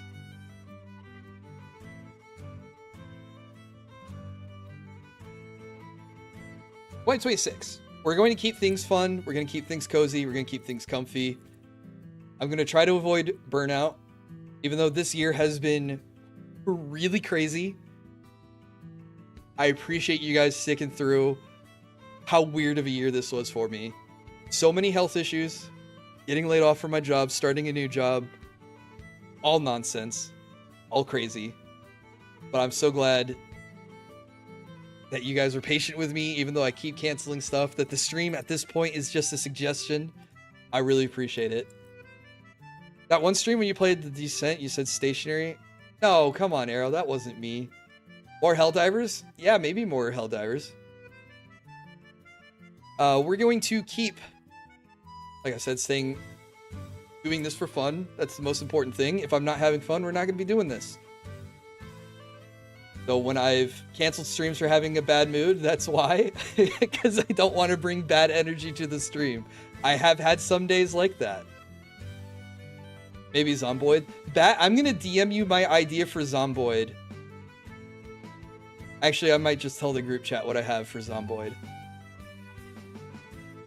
If there's anything to be had there, because I have an idea.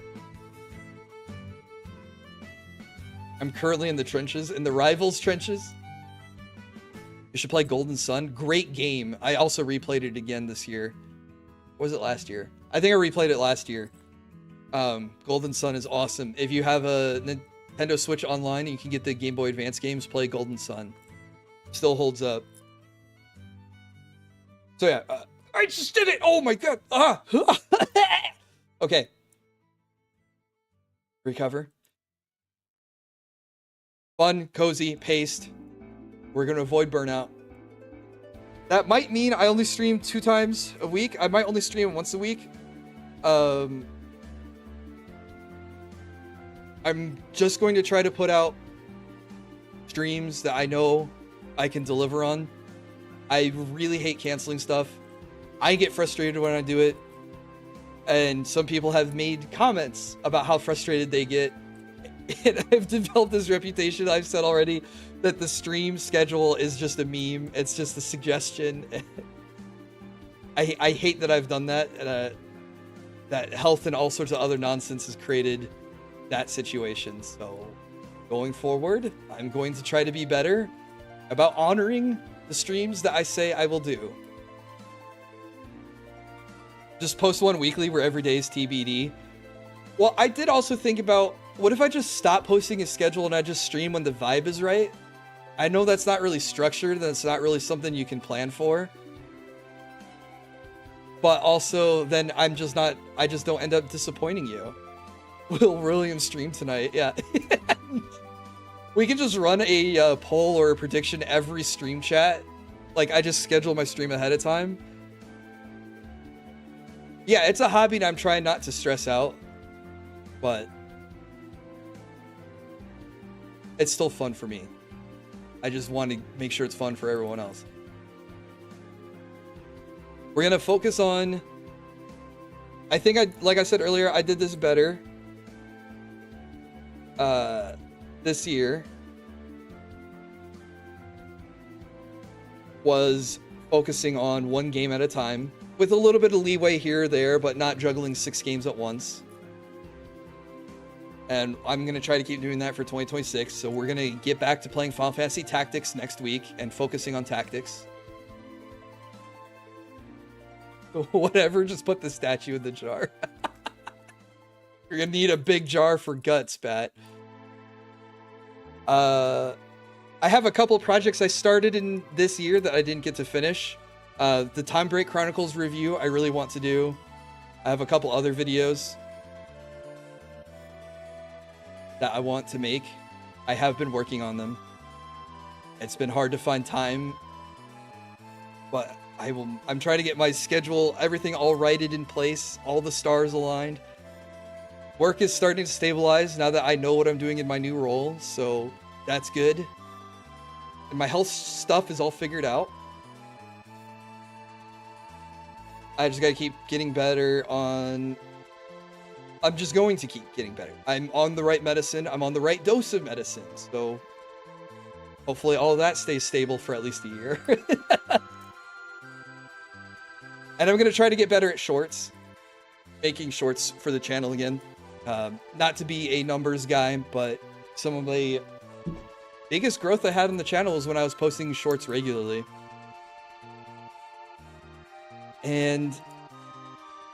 If you guys want to clip the channel, that helps me make shorts, so that would be cool, but you don't have to.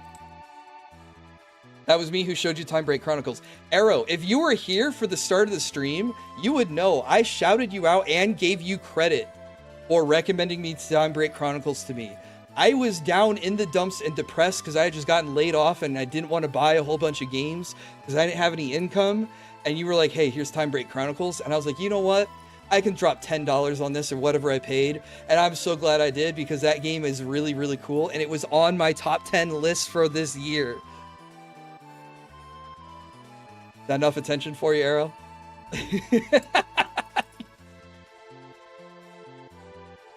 But yeah, I do want to. I did it! Oh. I'm just gonna slam a knife into my hand. No, I can't do that. I'm just gonna. I need that rubber band thing. I just need to snap a rubber band on my wrist every time.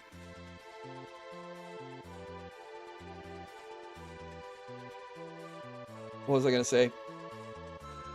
We're gonna make the Time Break Chronicles review video because I really like that game and I want more people to know about it. Wow, this is a great song to end the stream on. kind of feels hopeful and looking forward for the future. So yeah, 2025 all in all sucked.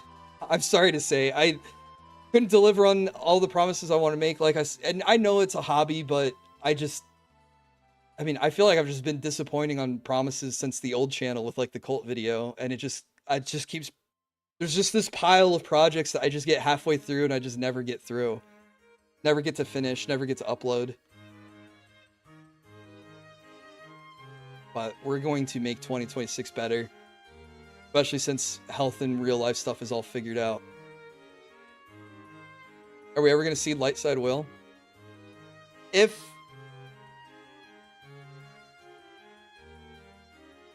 it just dropped the upload, the videos in the upload bag, yeah. Excuse me. No, probably not. No Lightside stuff.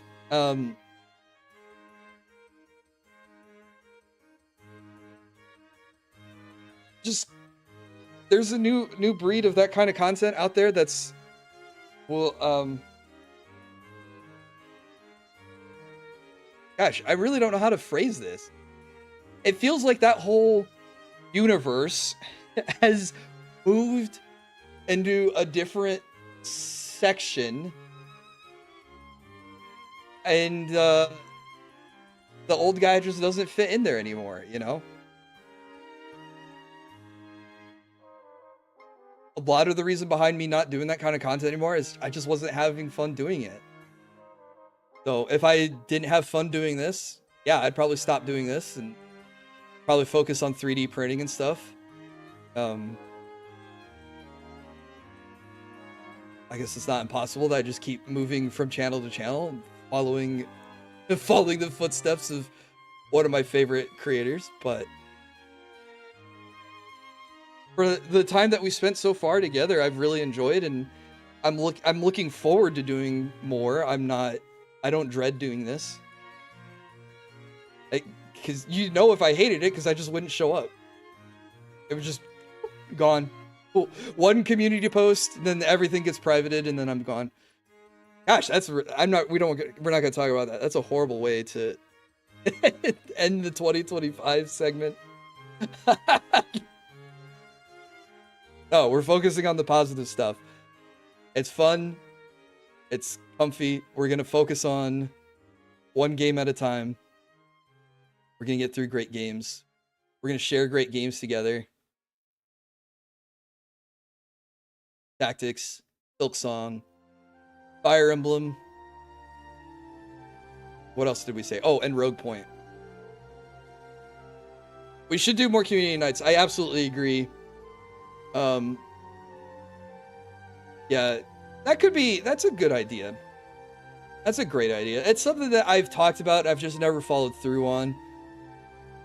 Even if it's just one night a month, it's definitely something we should do. Yeah, 2026 is the rebuild year. We're going to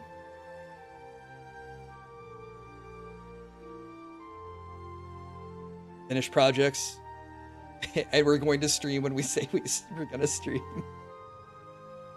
I'll be get a 3DS emulator to work, let alone a DS emulator. I have a 3DS emulator, I'm pretty sure. Oh, not 3DS. I have a DS emulator. That's how I played the Final Fantasy IV DS version. More multiplayer games too. Rogue Point is multiplayer.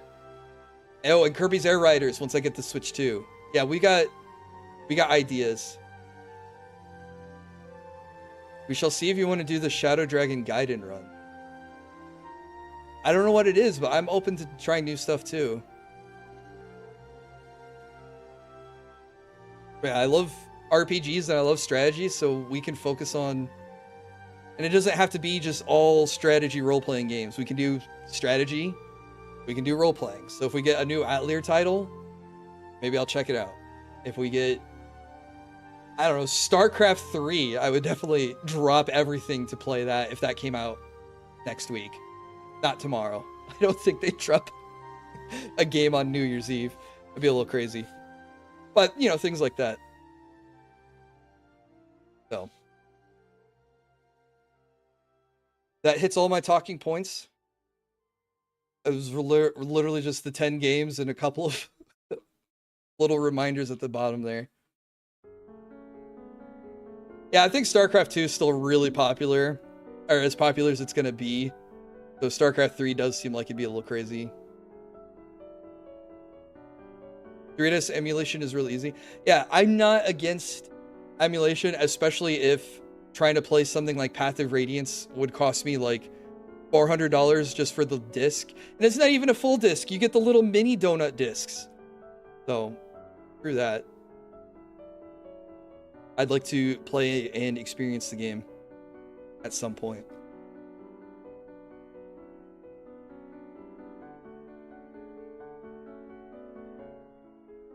Like I said, that's all my talking points. So anything else you guys want to end on is totally cool.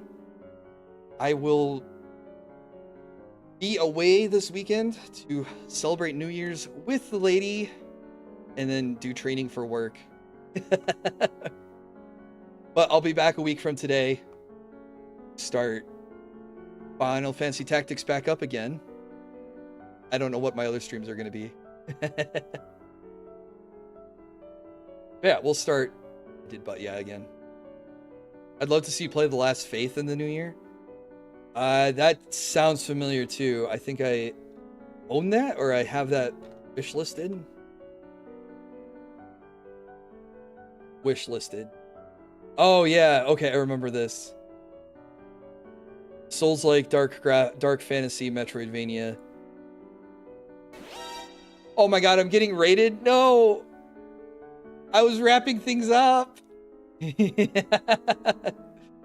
Sleepy and Kai, thank you so much for the double raid. Welcome, raiders. The Goldie Apples Grim Haunting Ultimate Biscuit. Gotta extend the stream. I definitely can. That is not a problem.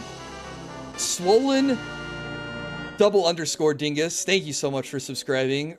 For 26 months, over 2 years of support. Thank you.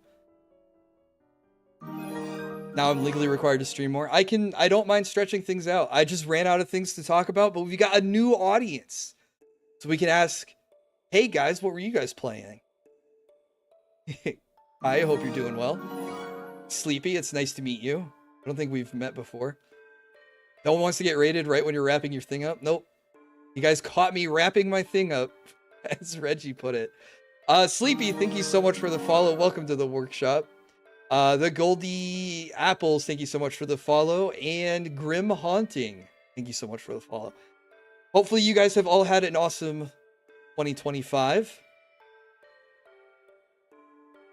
We have the Kai and Zob bump. We have a new audience. Well, now I can stream Expedition 33 because I have a new audience who will appreciate RPGs. Not like the audience has been here for 4 years of me playing RPGs already.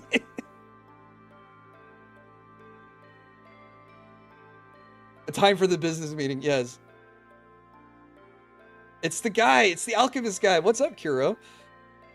I am the alchemist guy. We're just talking about how 2025 sucked, but we're gonna make 2026 kick ass. Play Dead Island 2. Hell yeah.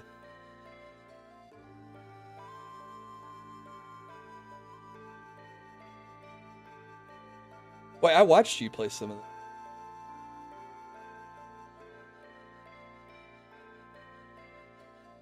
Potion seller, sell me your strongest potion. You can't handle my strongest potion. It's $5. Everyone should buy it. Similar to Darktide and Left 4 Dead 2.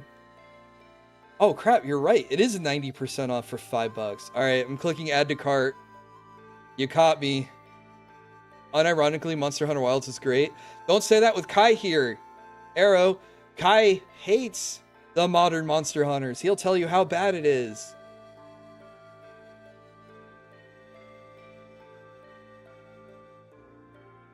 Hey, look, he's got the ew emote going. Okay, what is...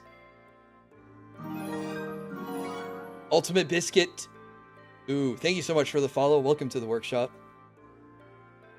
Okay, this gets me up to $95 in my Steam winter sale shopping cart. I guess I could have mentioned this. So we have Dead Island 2 because Kai just mentioned it. Blueprints, we mentioned that being really good. And that's 34% off. Luck Be a Landlord. I played Crop Rotation, and I really enjoyed Crop Rotation. I heard Luck Be a Landlord was pretty similar to that. And Clover Pit, so I put Luck Be the Landlord in there, and Clover Pit. Symphony of War. Since we like our Ogre Battle and our Final Fantasy Tactics, I heard this was another good one. Ball Pit, Mega Bonk, Silk Song, and RV There Yet. All of that for under 100 buckaroos. Just under 100 bucks at 95. Some of these will be games you will see on stream. Some of these will be games I will play and I might make a video on later. You did play Ogre Battle this year. Yeah, Ogre Battle 64 was awesome, and I wish we could get another one. And Unicorn Overlord is the closest I will ever get to an Ogre Battle kind of game. Please support. No, don't do the DSP thing. You're already supporting me by being here in chat and commenting. You're helping me in the algorithm whether you like it or not. The feeling of brain expanding in real-time Blueprints gives you is nothing I've felt before since. Okay, cool. I'm excited to play Blueprints. And like play it and not get handheld through it. Can you write all the games off as a tax write-off?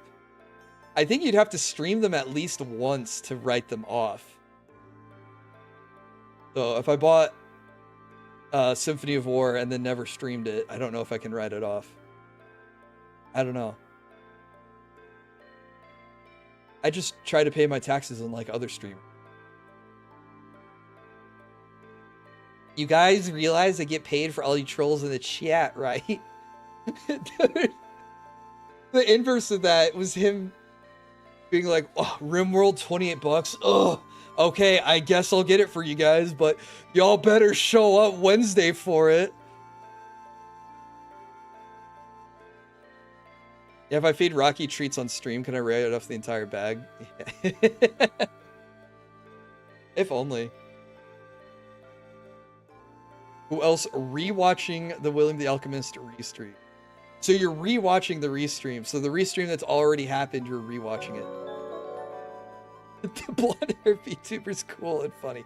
Arrow, thank you so much for the $2. Really appreciate it.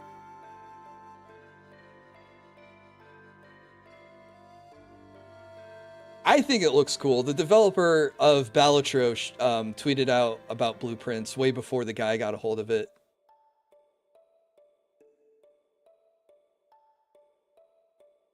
Similar to Inscription and Outer Wilds. Interesting combination to compare it to. Outer Wilds was a great game. I'd love to play another game like that. Another kind of mystery puzzle. I have a couple of games in my library similar to Outer Wilds, but I didn't stream enough this year, so we'll try to fix that next year. I wonder what it recommends is similar to Outer Wilds. Similar to Fallout 4 and Cyberpunk? No way. Steam's high. There's no way. It doesn't play like those games at all. Yeah, that damn tummy of mine. I resubbed to you. Not Blueprints, Outer Wilds. I resubbed to Dingus, and he's like, oh, William eternally felted by his own stomach. That's me. You got me.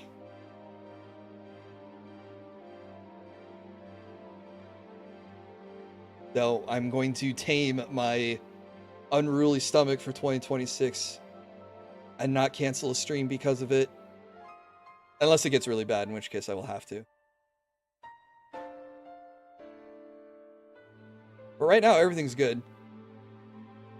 And on the up and up. And we're going to keep going on the up and up and getting better at everything. I'm sorry, you guys, my stomach. I have the only piece of William the Alchemist merch, I guess this is a great time to talk about it, is the I have a tummy ache, but I'm being brave about it shirt. So if you too suffer from tummy aches, you can you can be a tummy ache survivor. Buy the shirt. I should just make a shirt that says tummy ache survivor. That's right on brand for me too. Brock Lesnar has the same stomach issue as me? Does he?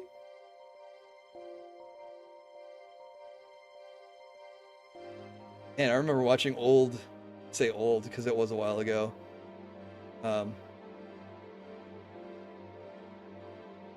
MMA, Brock Lesnar was a beast.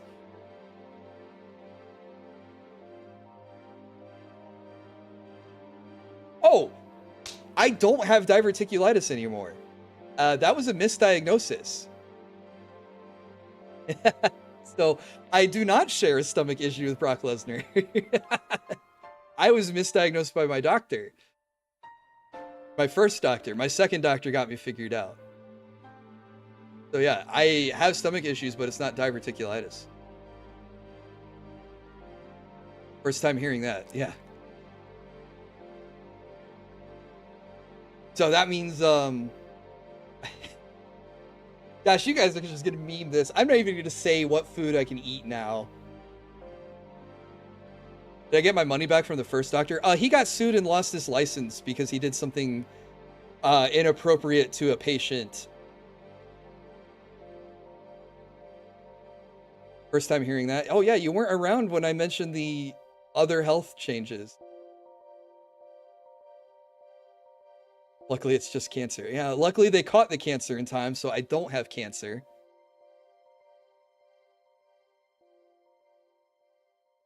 But they did, they were like, oh, we got good news and bad news. Good news is you don't have diverticulitis. The bad news is we have to take that tumor out. I was like, oh, shit. Okay, yeah, please, thank you. So that's the extent of the health stuff. But it's taken care of, nothing to worry about. Well, that escalated quickly. Yeah, which is yeah. Crazy that a doctor would do that, huh?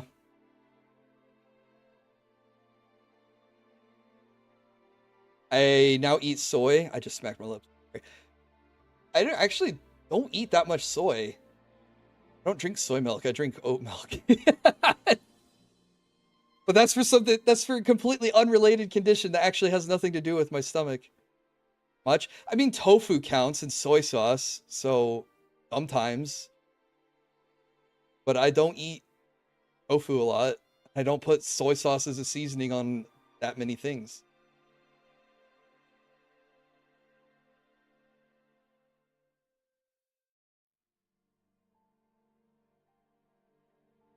Anywho, he eats soy. I didn't do the PPP voice for the other ones. Shoot. Was it Reggie or Exodus who did it earlier? I'm scrolling up. It might not be in the history anymore. He's smacking. He's repeating words. There we go. That was what I was crashing out over. How do you milk soy? It has no udders. There were some people at my old job who got very upset that I said I don't drink milk and that I drink oat milk. And like, you can't call it oat milk because it's not milk. I'm like, well, it tastes like milk. They said that doesn't count. I was like, jackass, I can't drink regular milk, so it's going to be oat milk. They call you a liberal? Nope.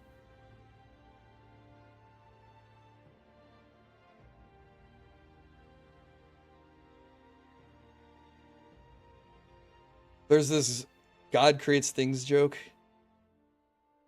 God, what are they doing down there?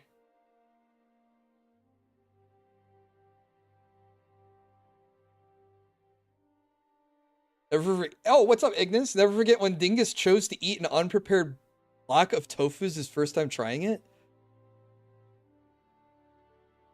Is that true, Dingus? You raw dogged a block of tofu?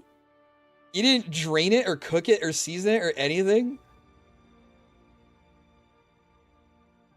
That had to have tasted like eating Play-Doh. Except Play-Doh probably has more flavor because of the salt.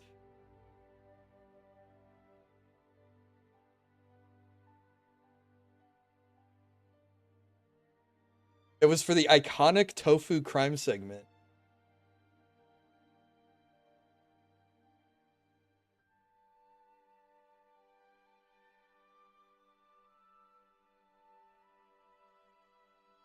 Iconic tofu crime segment. Is this on your channel?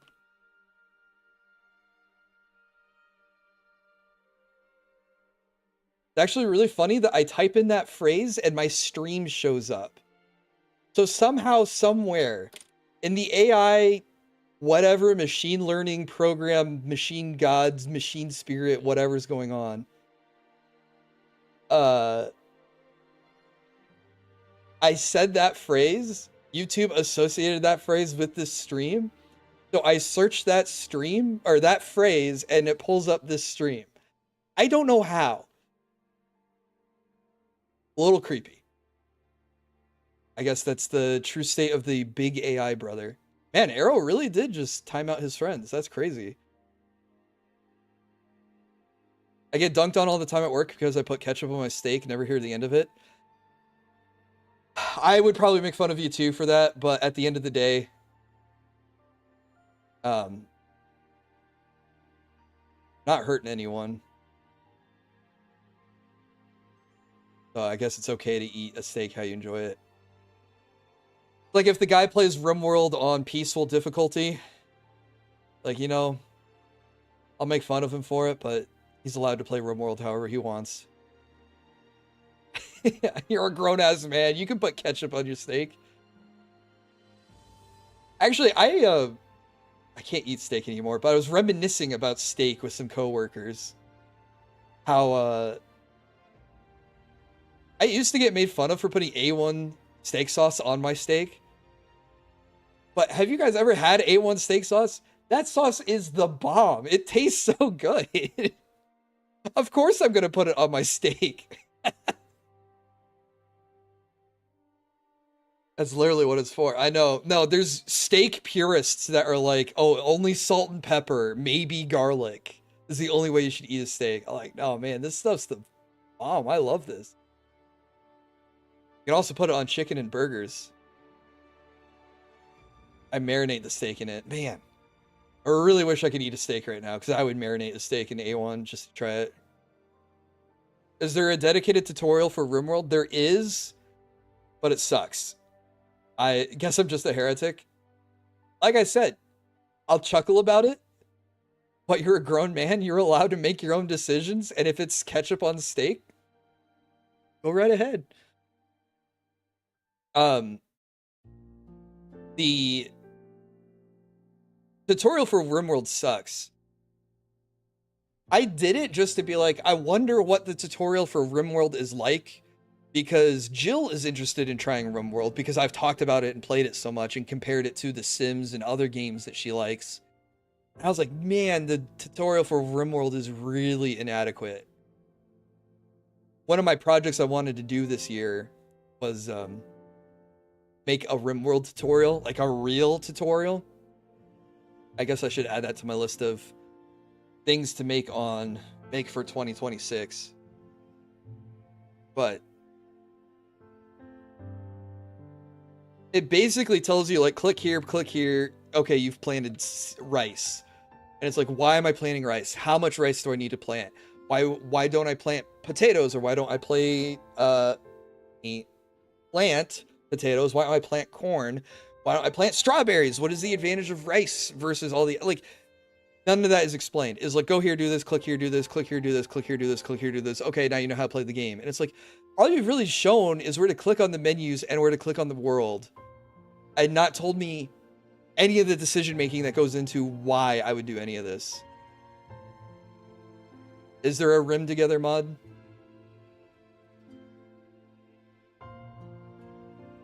Yeah, it's a mechanical tutorial is what they have in the game. There is no strategy to it.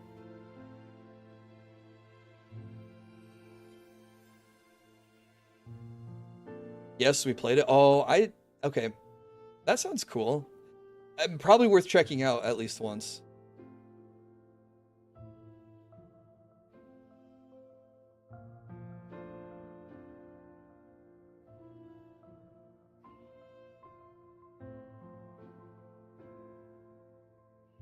It's not that cool?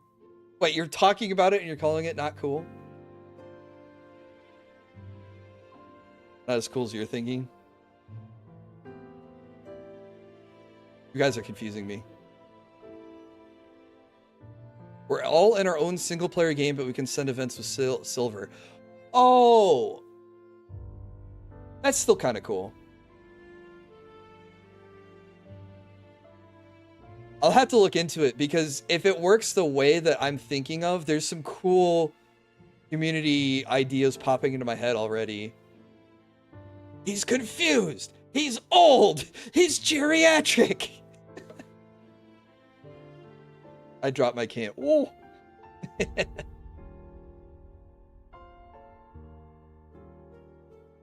I'll look into it. That does sound like a cool mod. I'll have to see what it can do and can't do. It's a shame we don't have the dingus clip of him eating an unprepared block of tofu. That is crazy. That's a lot of soy. Also a lot of protein. Tofu's pretty high in protein, isn't it?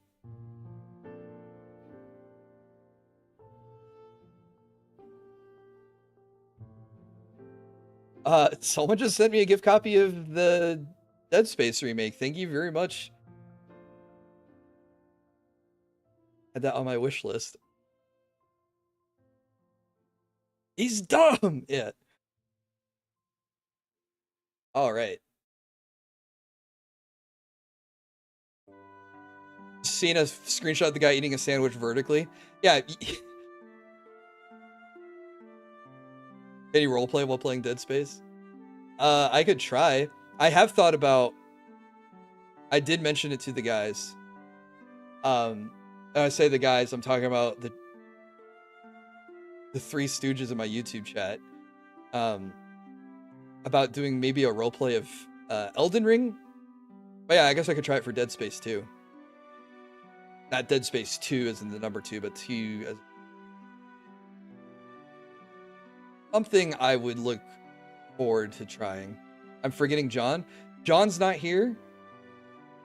Or if he is, he's being way more behaved than you and the others are. Welcome, hope you enjoy the game. Oh, it was you, Exodus! Okay, I didn't recognize the Steam name, so thank you so much, dude. Really appreciate that. And my wife will say thank you too, because he loves horror games, and I know she was interested in the remake. Now we have the remake.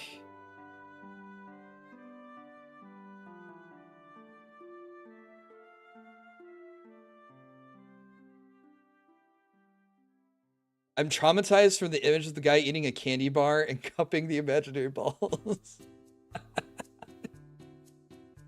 The candy bar gif is insane. I can't believe that exists. There's so much that he's done this year that I can't believe exists.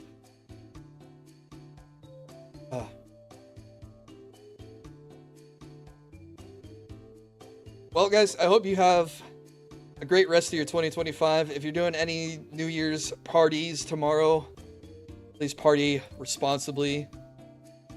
Yeah, this is the Stay Dangerous for Real segment. We're wrapping things up. Unless I get another raid in the next 60 seconds or so. He has a father. Yeah. Forgot about that crash out. Yeah, I will give Rocky tons of pets and treats from you guys. I will say it is specifically from chat. The nightly wrap. The buffalo chicken wrap. We will... Oh my god, Matthew!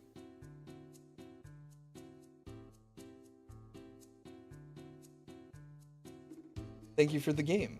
I've not heard of this. But, I appreciate it.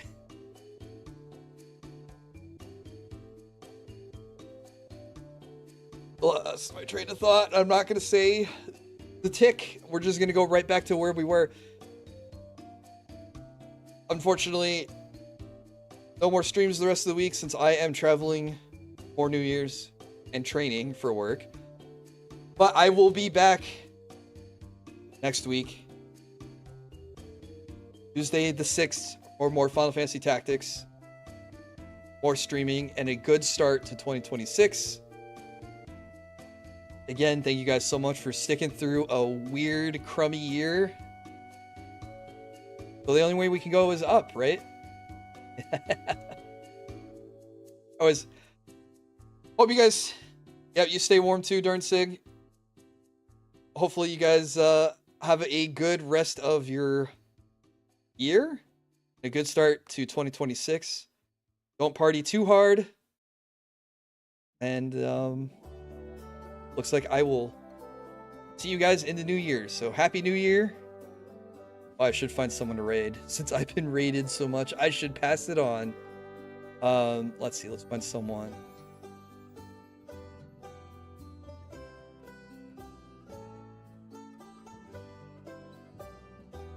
Yep, zip it up, zip it out. Let me find one on Twitch. Are these two ending or are they just starting? Oh, they're just starting. All right, I'm going to send you guys on Twitch Artemis and Apollo? Apple? I don't even know if that's how you say their names. Twin duo goddess VTubers.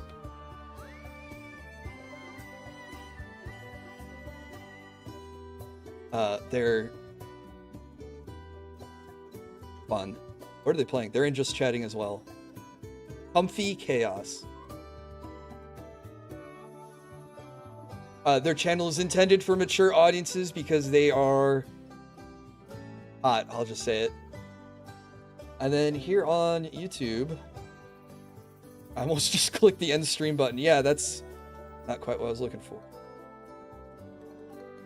Oh my god, they changed where everything goes. How do I raid people? No, seriously, how do I raid people? Oh, do I do it here?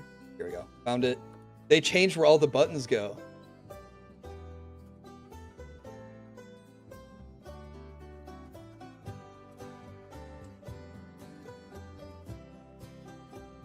Let's go raid.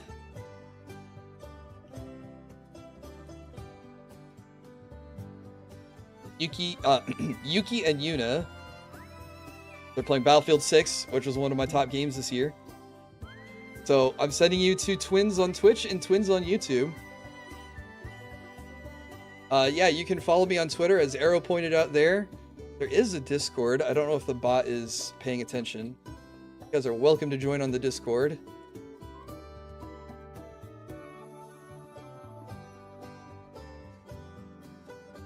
No, the bot is asleep, dude. I'll wake up the bot for the new year.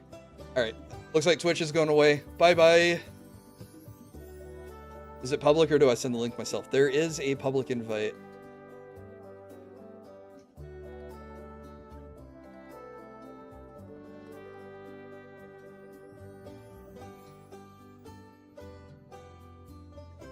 YouTube chat bigger. Well, we started on YouTube, so YouTube does have a special. It feels a little bit more special to me than Twitch. Kill that one. Is it discord.gg/the link? There you go. I intentionally clicked my tongue that time. I guess a tongue click isn't the same as a lip smack. But hey, if you guys want to join the Discord, the link is there.